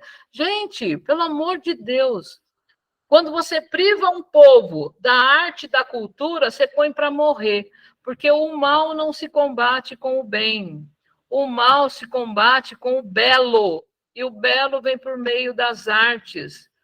A gente sabe que eles precisam de comida, mas não é só comida. Nós precisamos alimentar essas pessoas com tudo que a arte oferece. Quem é que sobreviveria a uma pandemia se não fosse pela arte, pela cultura, por ter lido livros, assistido a séries, lives? Quem é que sobreviveria? Eu chorei de me debulhar na live da Maria Bethânia, por exemplo, quando ela declamou lá, declamou não, a canção que ela fez para o menino que infelizmente caiu lá do apartamento da empregada que, enfim, vocês sabem da história. Mas a gente precisa pensar sobre isso. O quanto se oferece para as nossas crianças? O quanto se oferece? O quanto as nossas crianças têm acesso à arte, esporte e cultura? Né? O que a gente pode fazer, de fato? Como é que as escolas, os municípios podem se organizar para se tornarem cidades educadoras, cidades que educam, lá no princípio da educação integral? Pode passar o próximo, Jéssica. Eu vou trazendo. Agora, esse pedaço aqui, gente, eu vou usar o chat para dar uma olhadinha, porque nós vamos fazer uma brincadeira aqui de interpretação, tá? Para ver o que sai aqui, do entendimento, que a gente vai agora, nós estamos aqui, ó, mergulhando, estava aqui no rasinho, botando o nariz para fora, agora a gente está indo para águas mais profundas, tá? Então, tá aqui, ó, o planejamento de ensino deliberado e focado requer que nós, como professores e autores do currículo, façamos uma mudança importante em nosso pensamento sobre a natureza do nosso trabalho. Está dizendo aqui, nós fizemos o currículo, demos pitaco, participamos lá dos momentos de consulta pública. Eu estou perguntando, eu estou indagando de vocês para o que nós estamos entendendo. Se eu aqui participei do currículo, dei pitaco, isso mexe com a natureza do meu trabalho? Depois, a mudança envolve, inicialmente, pensar muito sobre as aprendizagens específicas almejadas, antes de pensar sobre o que nós, como professores, vamos fazer ou oferecer nas atividades de ensino-aprendizagem. O que será que isso está dizendo, gente? A mudança envolve, inicialmente, pensar muito sobre as aprendizagens específicas almejadas, antes de pensar sobre o que nós vamos fazer ou oferecer nas atividades de ensino e aprendizagem. O que é que esse trechinho, lá do livro Planejamento Reverso, está dizendo para nós? E vocês podem escrever aqui no chat o que vocês entenderam, que eu vou dar uma olhadinha. Vou dar um minutinho aqui para vocês pensarem sobre. E escreverem no chat.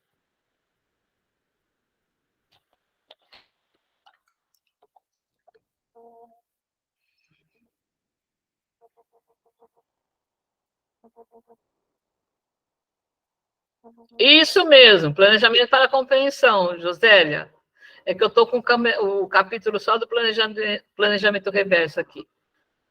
Já é conhecido o seu, então. Mas o que isso está dizendo para nós, gente? O que é pensar muito? Eu vou trazer aqui no modo que a gente possa compreender. Quando vocês vão viajar, vocês primeiro descobrem não, identificam que lugar vocês querem ir, compram passagem, ou vocês arrumam a mala primeiro? O que é que vocês fazem? Olha, o Marcos colocou, se não compreendermos pontualmente cada aspecto das aprendizagens, como isso será claro no chão da sala de aula? Verdade, Marcos. E é sobre isso que a gente está tratando aqui agora. Esse pedacinho, ele vai esclarecendo a gente no quê? Quando eu vou viajar, primeiro eu escolho para onde eu quero ir. E depois eu arrumo a mala, porque se eu arrumo a mala e depois eu vou decidir para onde eu vou, pode ser que o que eu coloquei na mala seja desconexo com aquilo, com o lugar que eu vou. Se eu vou para um lugar frio, minha mala está com roupa de verão, como é que é isso? Então, eu preciso, de fato, poder saber primeiro para onde eu vou e depois arrumar essa mala. Nesse capítulo aqui que eu peguei, vamos ver o próximo, Jéssica. Vamos ver o que eu coloquei aqui. Acho que eu coloquei um esqueminha, se não me fala. Aqui, isso mesmo, no esquema. É um pouco isso. Enquanto isso, deixa a figura aqui, eu vou dar uma lidinha aqui no chat. Tá? Tenho que pensar primeiramente... Deixa eu ver aqui, fugiu da minha... Bom dia... Esse trecho, perdi aqui, tem que pensar primeiramente, aqui, tem que pensar primeiramente nas aprendizagens específicas, depois pensar nas atividades, justamente, Isis, é isso mesmo. Sim, pois quem não sabe para onde vai, qualquer lugar serve, olha aí, ó, o gato falando para Alice, né? Depois, bom dia, José Carlos. Lembrei disso. Claro. Bom dia, Zé Carlos. Tem um do René que fala ter clara a zona de desenvolvimento potencial de Vygotsky, ter clareza os objetivos de aprendizagem para organizar o processo de ensino-aprendizagem. A escola Cassiana fala sobre o levantamento de conhecimento prévios. E deixa eu ver aqui... Isis, você já falou, né, que pensar. Jocélia, sim, porque quem... já também já falou. E o José Carlos, não, ele só está falando de onde é. Acho que são essas as contribuições. Isso também, Regina, volta, né, quando a gente volta para aquela mensagem, aquela imagem do foco nos conteúdos e foco no sujeito, ele tem muito a ver com isso, porque é um exemplo, assim, quando, né, eu vou falar da minha prática, quando a gente começa a pensar em planejamento, principalmente quando eu comecei não tinha BNCC, primeiro a gente fazia aquilo que exatamente que você colocou na imagem, que é, eu tinha o foco no conteúdo, então olhava o conteúdo, depois o objetivo. Nesse processo de planejar, a gente tem que fazer o inverso, a gente tem que olhar o objetivo, e a partir disso pensar quais são as estratégias que a gente vai utilizar, e aí oferecer estratégias diversificadas nesse processo de planejamento, para garantir que esse aluno tenha essa zona toda e consiga aí garantir esse repertório para esse desenvolvimento integral. Tem uma colega que colocou aqui, acho que é a Benedita, estava lembrando do Rubem Alves, eu não quero queijo, eu quero a fome, né? Porque se você tem o queijo e não tem a fome, ele vai embolorar, né? Ele não vai. Mas esse pedacinho que eu trouxe aqui do livro também, ele está colocando aqui que primeiro eu tenho que identificar os resultados desejados, que quando a gente olha para uma habilidade, está lá dizendo o que está assegurado como direito para esse aluno. Né? Que esse resultado desejado, não só desejado, é um resultado de direito desse aluno. E depois, antes de chegar no planejamento, eu preciso determinar quais são as evidências aceitáveis, para depois planejar. Se eu for traduzir isso aqui na minha viagem, é assim, ó, eu quero ir passar o final do ano lá nas praias de Fortaleza, Praia de Iracema, para ver a queima de fogos. Eu preciso determinar evidências aceitáveis, porque tem gente que não vai acreditar que eu vou passar o final de ano lá. E eu preciso provar que eu estive lá. Então, vou fazer o quê? Eu vou guardar o voucher do hotel, a passagem de avião, eu vou guardando tudo. Ah, mas mesmo assim, eles podem falar assim, você tem o voucher, tem a passagem, quem disse que você esteve lá? Você pode não ter ido. E aí, o que eu vou fazer? Quando eu estiver lá, vou começar a tirar foto dos lugares onde eu estou, com a minha pessoa ali, e vou postar nas redes sociais, para eu ter, olha aqui, ó, eu estava lá, eu tenho provas, teve pessoas que estavam comigo, eu preciso ter evidências de que eu cheguei nesse lugar, e aí eu começo a planejar, eu quero isso para o final do ano, quanto eu tenho que economizar por mês, para eu poder fazer essa viagem de 15 dias? Eu vou consultar uma agência, ou eu vou comprar a minha passagem, reservar o hotel de forma individual. Como é que eu vou planejando a viagem?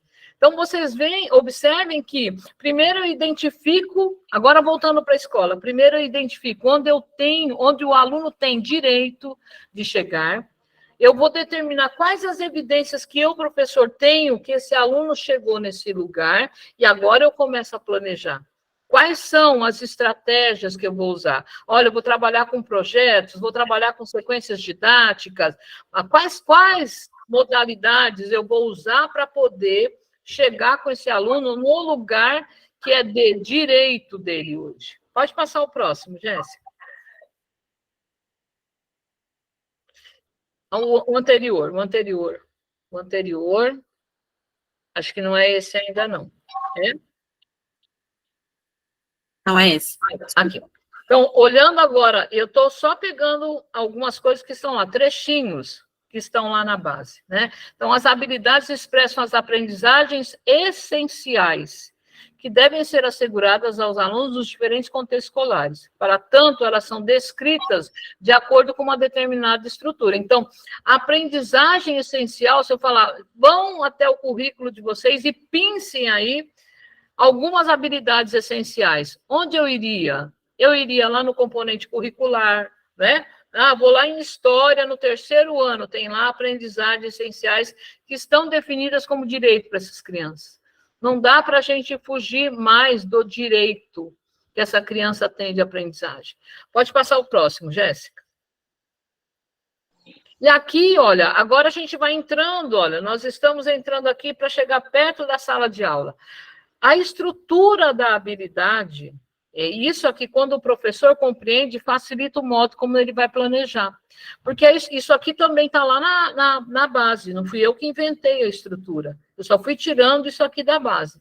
Então, ela tem verbo, complemento do verbo e modificador. A estrutura da habilidade é essa. Tá? O verbo explicita o processo cognitivo envolvido na habilidade. O que é que meu aluno tem assegurado que ele vai desenvolver como processo cognitivo? O complemento do verbo, traduzindo aqui, é onde mora o conteúdo. O conhecimento está aqui no complemento do verbo. E o modificador é aquele lugar onde eu consigo colocar o contexto e especificação. Eu posso aprofundar o conhecimento usando aqui um modificador. Como é que eu explico isso? Trazendo uma habilidade. Pode passar o próximo, Jéssica. Eu peguei aqui, olha, só lembrando, a educação infantil não trabalha com a lógica da habilidade, tá bom? Mas os objetivos de aprendizagem, eles estão aqui na mesma lógica, verbo, complemento do verbo, modificador. Para vocês entenderem aqui a progressão da aprendizagem na educação infantil, eu peguei esse exemplo aqui, tá bom? Eu peguei o objetivo 3 do eu e o outro, tá? Na segunda etapa, que são as crianças bem pequenas, as crianças pequenas e os maiores aqui. Então, para vocês entenderem que um mesmo objetivo, ele aparece nas 3 faixas etárias. E o que está dito aqui para nós, nesses objetivos de aprendizagem?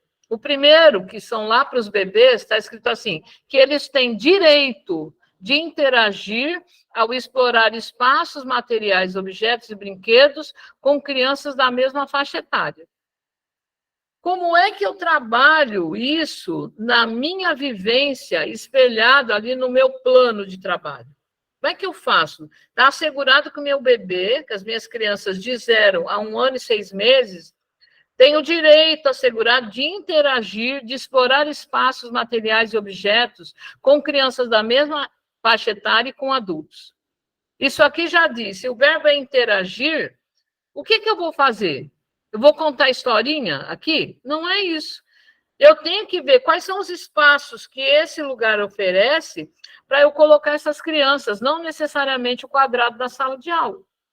Quando eu vou para os maiores aqui, para as crianças bem pequenas, olha o verbo compartilhar. O que eles vão compartilhar? Os espaços e os objetos. Com quem que eles vão compartilhar? Com as crianças da mesma faixa etária e com adultos. O que está determinando a estratégia, a vivência que eu vou fazer com as crianças? O verbo. Eu primeiro preciso olhar para esse verbo. E quando eu vou para os maiores, de 4 e 5 anos, olha o verbo ampliar. Ampliar o quê? As relações interpessoais. Para quê? Para desenvolver atitude de participação e cooperação. Aqui eu já estou trabalhando de uma maneira que, olha, eu olho para o bebê nesse mesmo objetivo e eu vou pensando, olha, para o bebê está dito que ele vai interagir, para as crianças bem pequenas compartilhar, e para os maiores eles vão ampliar. Como é que eu vou fazendo isso? Né? Qual é a estratégia que assegura que eu vou conseguir com que os meus alunos, minhas crianças tenham isso? Vamos passar para o próximo, Jéssica. E aí, olha, só para a gente lembrar, né, daquilo que a gente falou lá no início, a educação infantil não tem responsabilidade direta com a alfabetização, ela é responsável pelos prelúdios da alfabetização. É preciso assegurar os direitos de conviver, brincar, participar, explorar, expressar e conhecer-se. Mais um, Jéssica. E acho que esse próximo eu já fui lá na base, tá aqui, ó. O processo de alfabetização, porque quando nós temos algumas pessoas que ainda estão equivocadas, a gente precisa trazer o documento. Embora, desde que nasce, na educação infantil, a criança esteja cercada e participe de diferentes práticas letradas, é nos anos iniciais, 1º e 2º ano, do ensino fundamental que se espera que ela se alfabetize. Isso significa que a alfabetização deve ser o foco da ação pedagógica, onde? No 1º e no 2º ano. Agora, assegurado por lei, nós vamos continuar com a alfabetização plena ao longo da educação básica. Então, se tem algum professor que ainda tem dúvida, precisa ler, aprofundar nos estudos para entender do que é que nós estamos falando. Mais um pouquinho, Jéssica.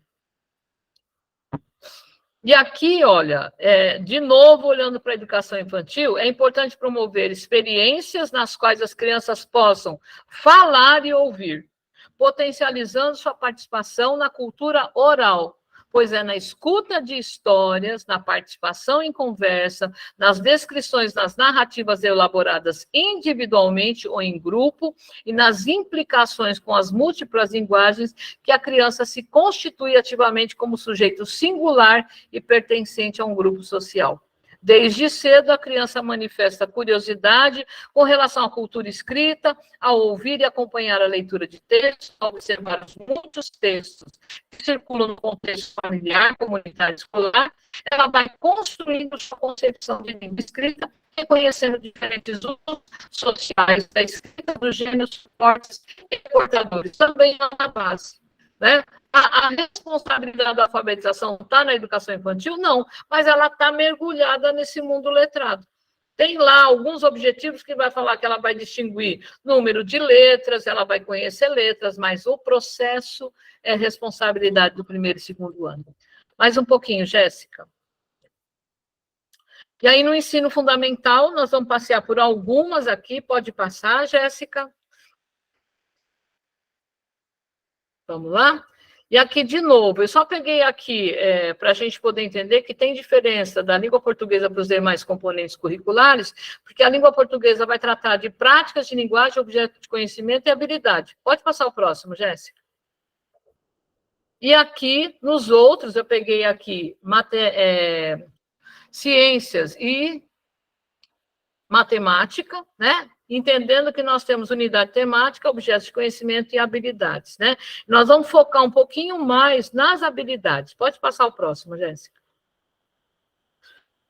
Aqui. Então, eu peguei aqui algumas habilidades para que a gente possa fazer esse exercício. Eu digo que esse exercício que nós vamos fazer aqui agora é um exercício que precisa ser feito com o professor, para aquele que está lá na sala de aula com os alunos. Observe que eu peguei um componente curricular aqui, que é ciências, no segundo ano, e eu estou com a habilidade 1. Então, o alfanumérico está dizendo, eu estou no ensino fundamental, no segundo ano, em ciências, na habilidade número 1, da base. Eu não peguei de currículo nenhum. Eu fui na base, porque eu estou tratando com gente do Brasil todo aqui. Então, está dizendo assim, essa habilidade. Identificar de que materiais são feitos os objetos que fazem parte da vida cotidiana. Como esses objetos são utilizados e com quais materiais eles eram produzidos no passado. E aí nós vamos pensar assim, olha, quando eu destrincho isso aqui na caixinha da habilidade, eu vou pensar, qual é o verbo que está destinado para ele, para essa criança do segundo ano, como direito? Ele tem direito de identificar. Identificar o quê? De que materiais, metais, madeira, vidro, plástico, seja lá o que for, são feitos os objetos que fazem parte da vida cotidiana. O que está no modificador? Como esses objetos são utilizados e com quais materiais eram produzidos no passado. Se a habilidade está dizendo isso, agora imagina eu, professor, trabalhando com o segundo ano, o que é que eu tenho que preparar de estratégia que assegure que a minha criança terá o direito de identificar de que materiais são feitos objetos que fazem parte da vida cotidiana dela? Como esses objetos são utilizados, quais materiais eram produzidos no passado. Vamos pegar aqui, por exemplo, nós que estamos aqui, que provavelmente moramos em regiões urbanas, mas se eu tiver alguma pessoa da região, aí da zona rural, do campo, vai pensar também. Mas olha, que materiais são feitos objetos que fazem parte da minha vida cotidiana, no meu dia a dia, lá em casa? Olha, eu tenho vassoura, eu tenho xícara, eu tenho panela, eu tenho ferro de passar. Primeira coisa, eu tenho que fazer com que essa criança faça uma lista das coisas que ela tem em casa. Então, como é que eu vou pensando em estratégia? Porque o que está assegurado é que ela vai identificar. A vassoura é feita do quê? Olha, ela é feita, o cabo é de plástico, mas embaixo ela é de piaçaba. Não, ela é inteirinha de plástico, não tem mais piaçaba. Né? Como é que é feito o ferro de passar roupa da sua mãe? Ah, ele tem plástico e tem também um metal. Não sei se é ferro, se é alumínio. Ele vai levantando dados. Eu trago isso para uma discussão na escola. E aí eu preciso entender que o modificador está dizendo assim, ó, como esses objetos são utilizados hoje e com quais materiais eram produzidos no passado. Por exemplo, eu sou de uma época que eu ainda lembro da minha tia passando roupa com um ferro grandão de ferro a carvão com um cabinho de madeira aqui que era para não queimar a mão. Essas crianças não têm acesso a isso, mas eles têm acesso às histórias que os pais e os avós podem contar. Então, qual é o tipo de estratégia? O lance aqui para o planejamento desse professor é pensar qual é o tipo de estratégia que eu asseguro que o meu aluno consegue identificar de que materiais são feitos objetos que fazem parte da vida cotidiana dele, tá?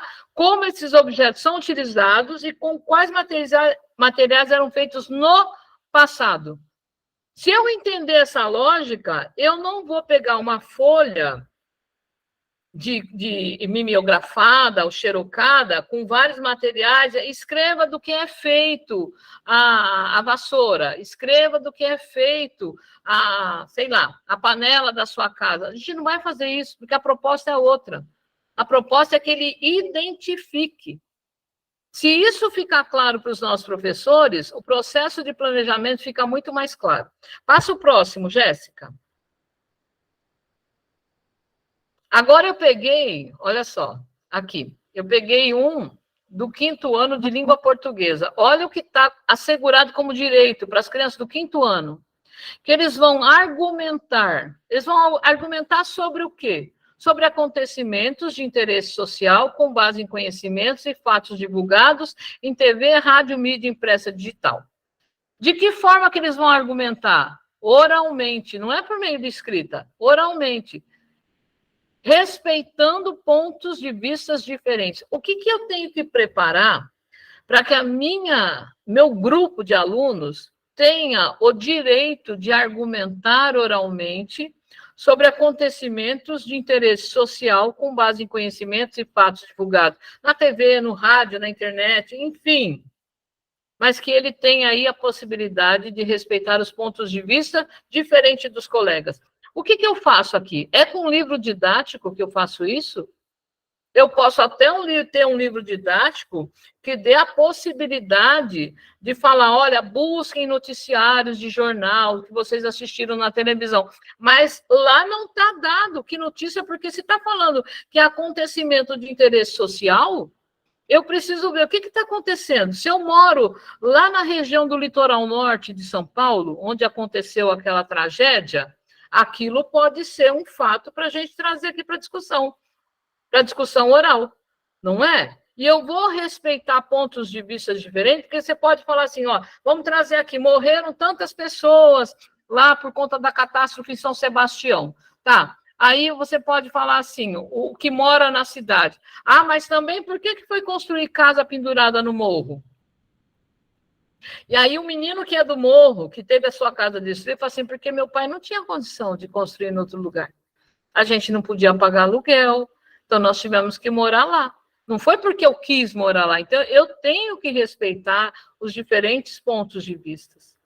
Então, como é que eu, professor, no 5º ano, penso nessa habilidade aqui, que é de argumentação, e preparo? Aqui não dá para ser com papel.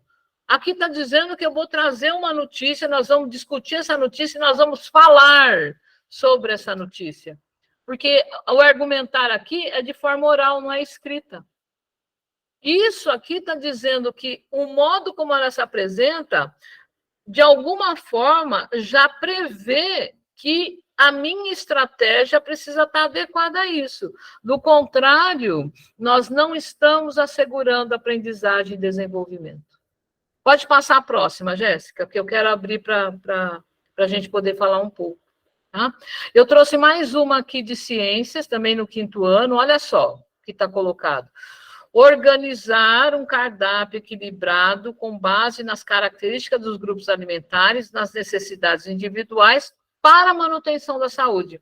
Como é que é organizar um cardápio? Não é eu, professor, apresentar aquela pirâmide dos alimentos e dizer, identifique quem são os carboidratos, os nutrientes. Não é isso.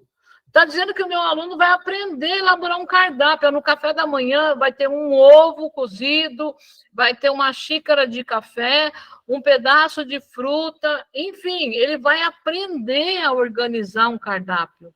Ele não vai identificar, ele vai organizar. Isso faz sentido para vocês, gente? O que eu estou trazendo para vocês aqui ajuda a pensar o modo de planejar? Passa mais um, Jéssica. Trouxe um aqui de matemática, olha só. Do terceiro ano, está dito assim: construir e utilizar. Olha só, eu tenho que construir e utilizar. O quê? Fatos básicos da adição, subtração e multiplicação. Para quê? Para fazer cálculo mental ou escrito. Por que eu preciso fazer cálculo mental ou escrito? Porque quando eu vou comprar alguma coisa em um supermercado, numa loja, eu preciso utilizar desses conhecimentos para não ser lesado. Não é? Eu estou ensinando matemática para que eu possa, minimamente, quando eu vou fazer uma compra, para que eu quero reformar a minha casa, eu vou precisar trocar o piso, eu tenho a possibilidade de poder, usando a matemática, saber quantas caixas de piso eu tenho que comprar, quantas caixas de azulejos, né? Quantos metros de areia.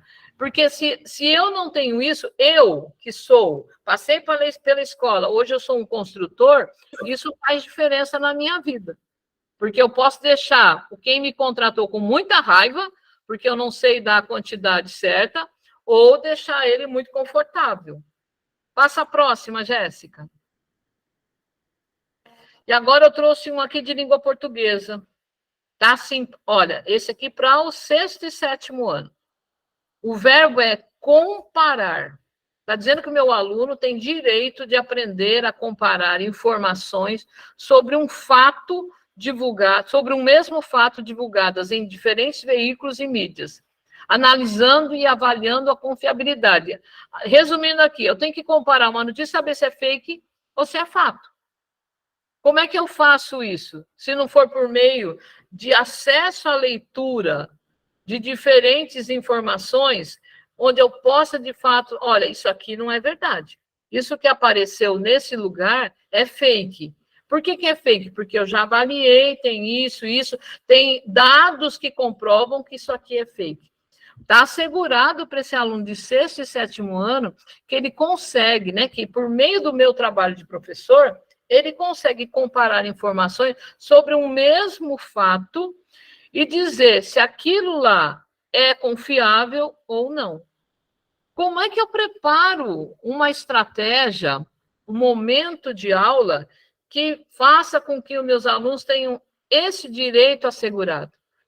Não dá para a gente pensar hoje, a partir do novo currículo, que nós vamos ter, por exemplo, classes enfileiradas o tempo todo, porque o currículo diz que é diferente para nós.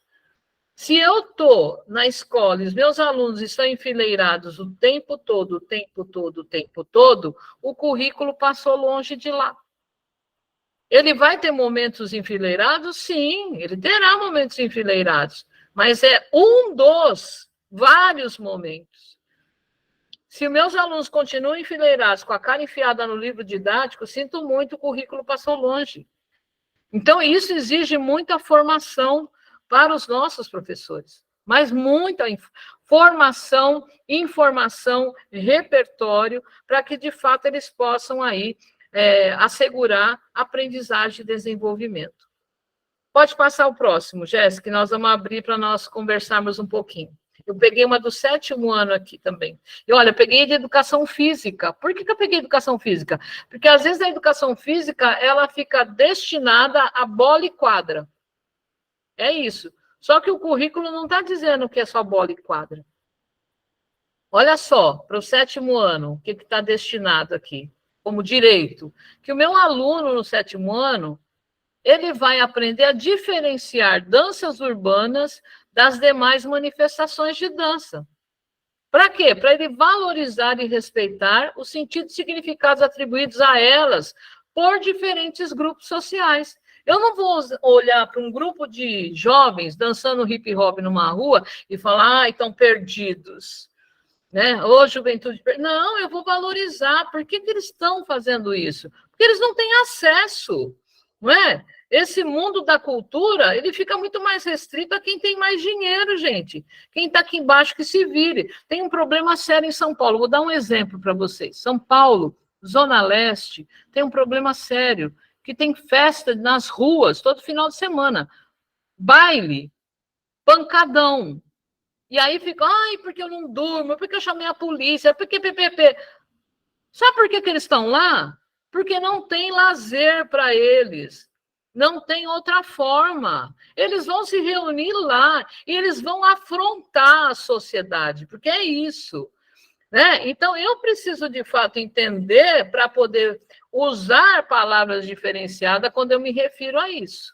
Para eu não falar que, ai, meu Deus do céu, tadinho, estão perdidos. Porque as culturas não são melhores nem piores. Elas são diferentes. E a escola precisa também ser esse lugar de acesso à cultura. E às vezes a gente não é.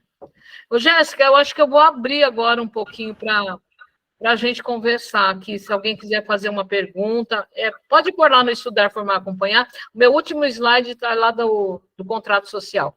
Essa aqui é a tríade para todo mundo, gente. Estudar, formar e acompanhar. Se não tiver monitoramento, se quem está na Secretaria de Educação não estiver estudando e formando a sua equipe e acompanhando, não adianta. Se eu, que sou gestor escolar, eu não estudo, formo e acompanho quem está comigo, também não vai chegar a lugar nenhum. E se eu sou professor de sala de aula, eu preciso estudar, formar os meus alunos e acompanhar. Monitoramento é a palavra. Não tem jeito. E depois eu vou ler a minha parte final, mas agora eu quero abrir para a gente poder ter um tempinho aqui, de se alguém quiser fazer alguma pergunta, alguma colocação. A gente tem algumas perguntas aqui já, Maria Regina. O professor Matheus Mello, ele fez uma pergunta sobre educação infantil. Para o melhor desenvolvimento da criança na educação infantil, não caberia um profissional de educação física para trabalhos mais corporais, levando em consideração o desenvolvimento de experiências motoras das crianças? Essa é uma questão, né? Por exemplo, eu trabalho em alguns municípios que têm profissionais da educação física atuando na educação infantil, mas trabalhando com o currículo da educação infantil. Essa é a questão. Tá? Mas o que se tem o ideal seria que esse professor de pedagogia pudesse atender a esse currículo. Né? E, às vezes, você tem um professor de educação física na educação infantil que também não está fazendo muita diferença. Então, tem os dois lados. Se eu tenho um bom professor de educação física que entende de desenvolvimento infantil, mel na sopa, sopa no mel. É isso. Mas a gente precisa lembrar de uma coisa, olha. Legalmente, não está assegurado o profissional de educação infantil, de educação física na educação infantil. A mesma coisa da língua inglesa, que é direito assegurado a partir do 6º ano. Mas se o município tem dinheiro, ele pode pôr desde a educação infantil. A mesma coisa com a educação física, desde que seja respeitado o currículo, para que essas crianças não tenham aí nenhum impacto negativo. Mas é sempre pensar no currículo, tudo a mais, nada a menos. Tudo a mais você pode dar. A menos, não. É o essencial, né? No mínimo o essencial, que a gente não fala nem mínimo, a gente fala o essencial, né? Essencial. Então, a professora Ana Cláudia também fez uma pergunta sobre o que fazer com esses professores que se recusam a fazer a formação inicial. Se recusam a fazer formação inicial. A formação inicial é dada pela faculdade. Né? Com que ele chega no município.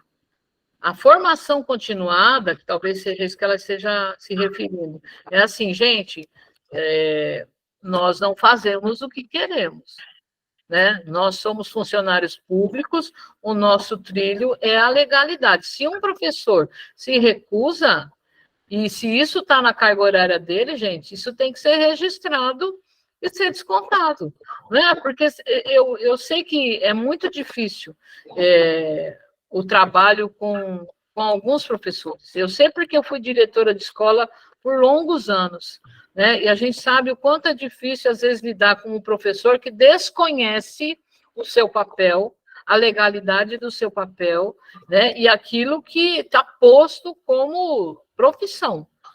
Mas se a gente não tomar pé da situação, que eu preciso fazer registro, gente. Meu professor se nega, tal, você, por favor, eu vou fazer um registro aqui, você vai assinar, não vou assinar nada, 2 testemunhas. Porque se ele está em período probatório, gente, isso implica em me continuar ou não na sua rede. O que não dá é achar que a escola pública é a casa da mãe Joana. Nós temos responsabilidade com essas crianças. E assim, gente, às vezes é uma insanidade achar que eu vou fazer o que eu quero, porque essas crianças que ficam à margem, não é feito um pacote delas e mandado para Marte, não. Elas estão no meio de nós o tempo todo. Elas viram adultos e, se brincar, vão sentar na sua mesa, te chamar de sogra, de sogro, porque você não espanta essas pessoas. Então, quanto melhor gente formada, melhor para todo mundo. É o que o Antônio Nova diz. Enquanto não tiver bem para todos, não está bem para ninguém.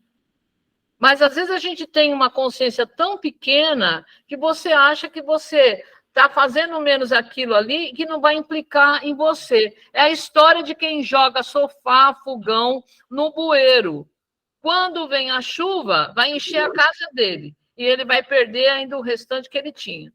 Né? Então, é ter consciência, gente. Esse é um processo, não é do dia para a noite. A formação do professor crítico, reflexivo, não é do dia para a noite. A gente vai precisar de usar de muitas estratégias, sabe? Da semiótica, para ir impactando esse sujeito, para falar assim, olha, se eu não estudar, eu não dou conta dessa profissão.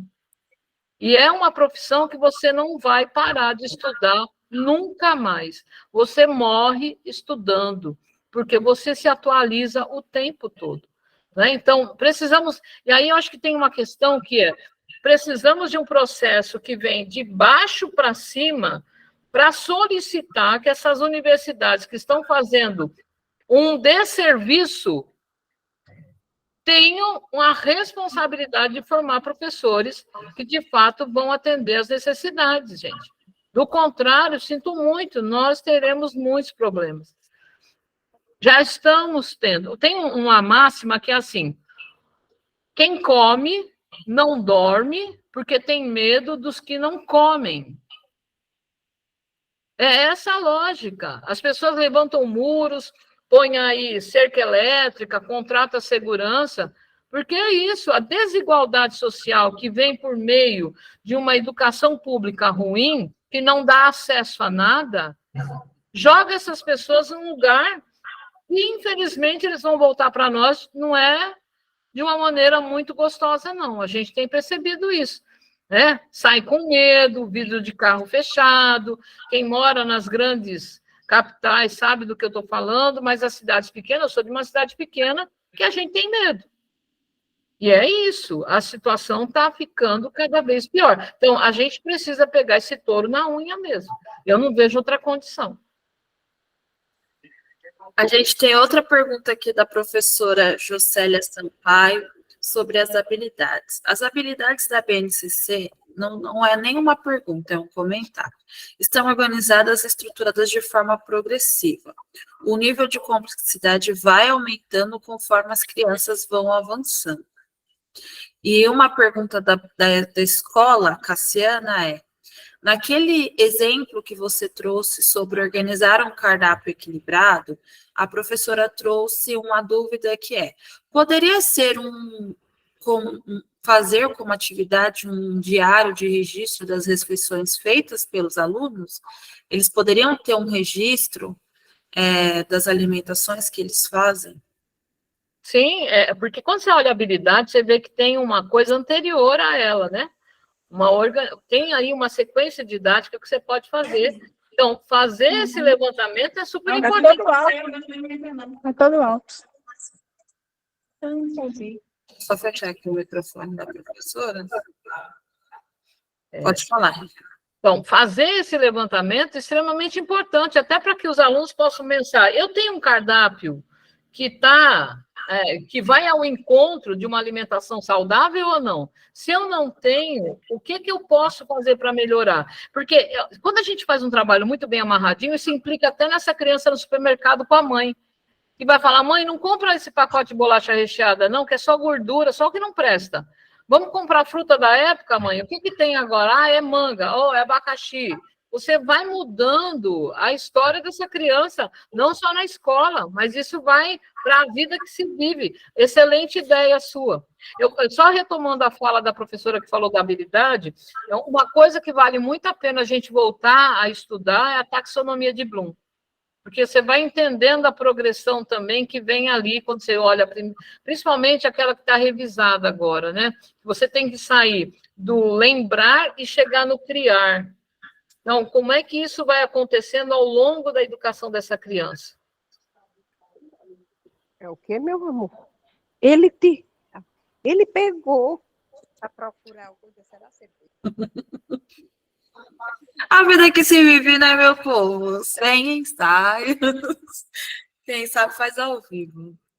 E dentro desse exemplo, né, de trazer muito da vida, uma coisa que eu falo que eu fui muito feliz, sou aluna de escola pública, e na escola pública a gente teve um projeto de fazer separação de lixo, tudo mais, até por uma questão de reciclagem, então a escola como um todo tinha esse processo de reciclagem. E é uma coisa que eu levei para a minha vida, que eu não consigo mais. Eu lavo lixo, todo mundo sempre me pergunta por que eu lavo lixo, porque se você não lava o lixo, ele não pode ser reciclável.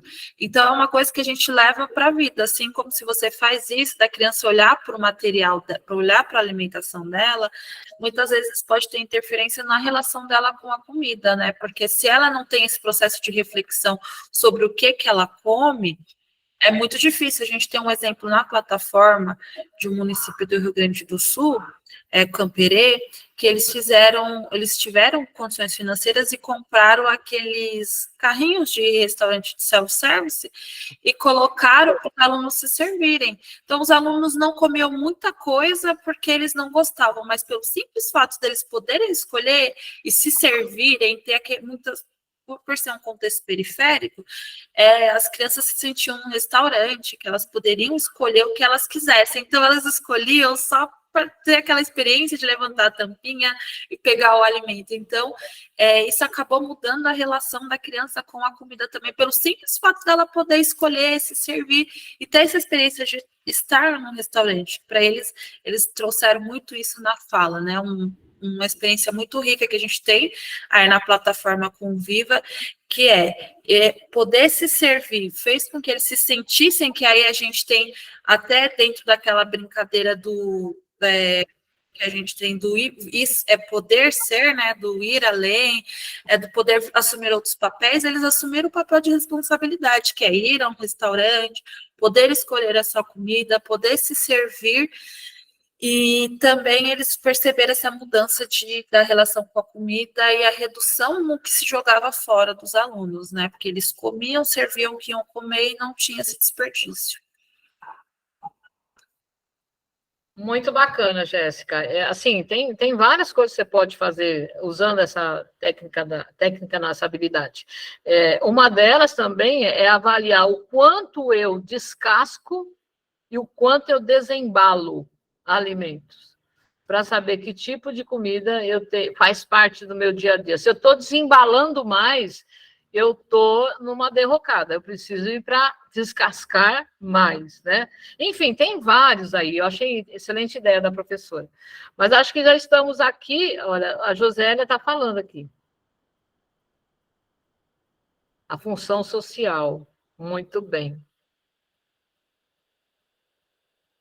Levantando questões acerca das crianças que vivem em situação de vulnerabilidade, não têm o que comer, muitas crianças vão à escola por causa... Justamente, gente, justamente.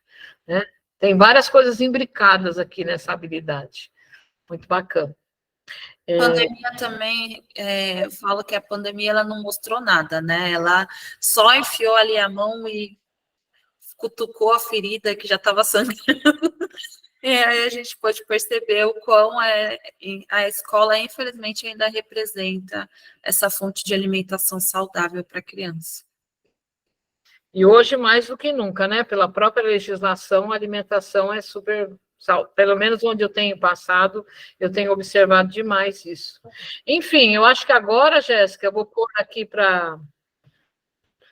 Ai, que bacana! Que bacana, Josélia! Vamos trocar figurinha. A Jéssica tem meu contato, depois você pode trocar com ela, viu, Jéssica? Aqui também tem, enquanto você vai falando aqui, eu vou projetar. Aqui tem. Tá ótimo.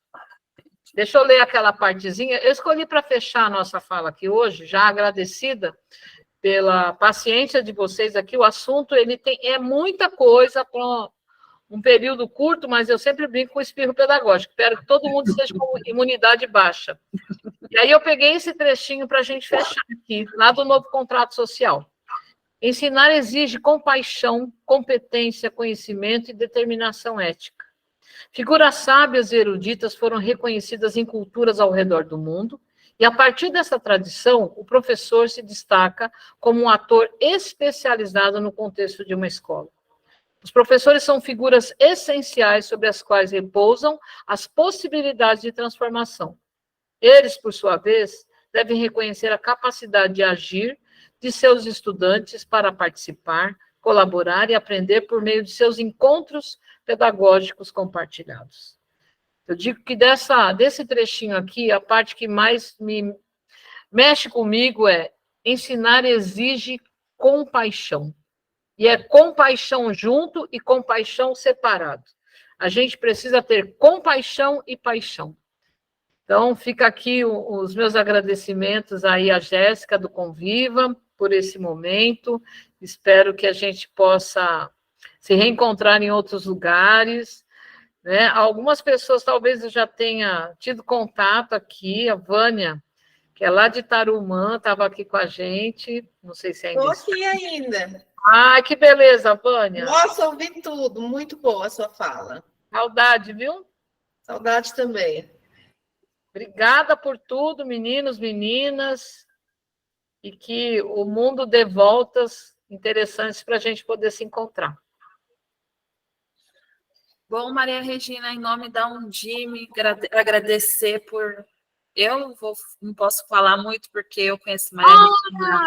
Deixa eu só falar uma coisa. A Elivângela, eu conheço, ela é de Tarauacá, no Acre, onde eu trabalhei o ano passado. Ai, que delícia! Obrigada. Então, agradecer pela Maria Regina, que eu sou fã, né? Eu sempre falo que eu sou suspeita falando da Maria Regina. Agradecer por este encontro, por essas reflexões maravilhosas, muito próxima da realidade, uma linguagem que é próximo, que aproxima muita gente. Eu falo que a Maria Regina tem esse dom de bater na gente brincando, que a gente nem percebe, né? Eu falo que ela trouxe dados tão duros, que é a nossa realidade, que a gente tem que mudar, né? Mas também com uma leveza e também... além da provocação, trouxe tantos aprendizados para a gente sair daqui, de fato, colocando em prática e garantindo esse mãos à obra. Então, em nome da Undime, agradecer você, agradecer todos os municípios que aqui tiveram, as tutoras Vânia, Simone, Margarete, que também garantem que o café aconteça, o Lucena do suporte, que atende vocês. Então, agradecer toda a nossa equipe técnica que esteve aqui conosco nesta manhã maravilhosa. Reforçar que a gente tem aí o curso do TINIS, com todas essas questões aí de levar a terra, a pedagogia da terra para as escolas. Depois, a gente finalizando aqui, a gente já tem as salas de tutorias para vocês conhecerem a plataforma Conviva, também tirar dúvidas, e hoje a gente tem sobre o transporte escolar também. Então, agradecer todas e todos por esta manhã, que foi maravilhosa, como tem sido durante esses 3 encontros que a gente teve até hoje. Teremos muito mais e serão, assim, tão incríveis quanto estes. Então, sintam-se abraçados e uma excelente sexta-feira a todos e até a próxima, né? Com a canequinha, com o cafezinho quem é do café, chá quem é do chá, né? Cada um dentro da sua realidade e até o nosso próximo encontro. Excelente sexta-feira. Beijo, Regina. Beijo, meninas e meninos. Até.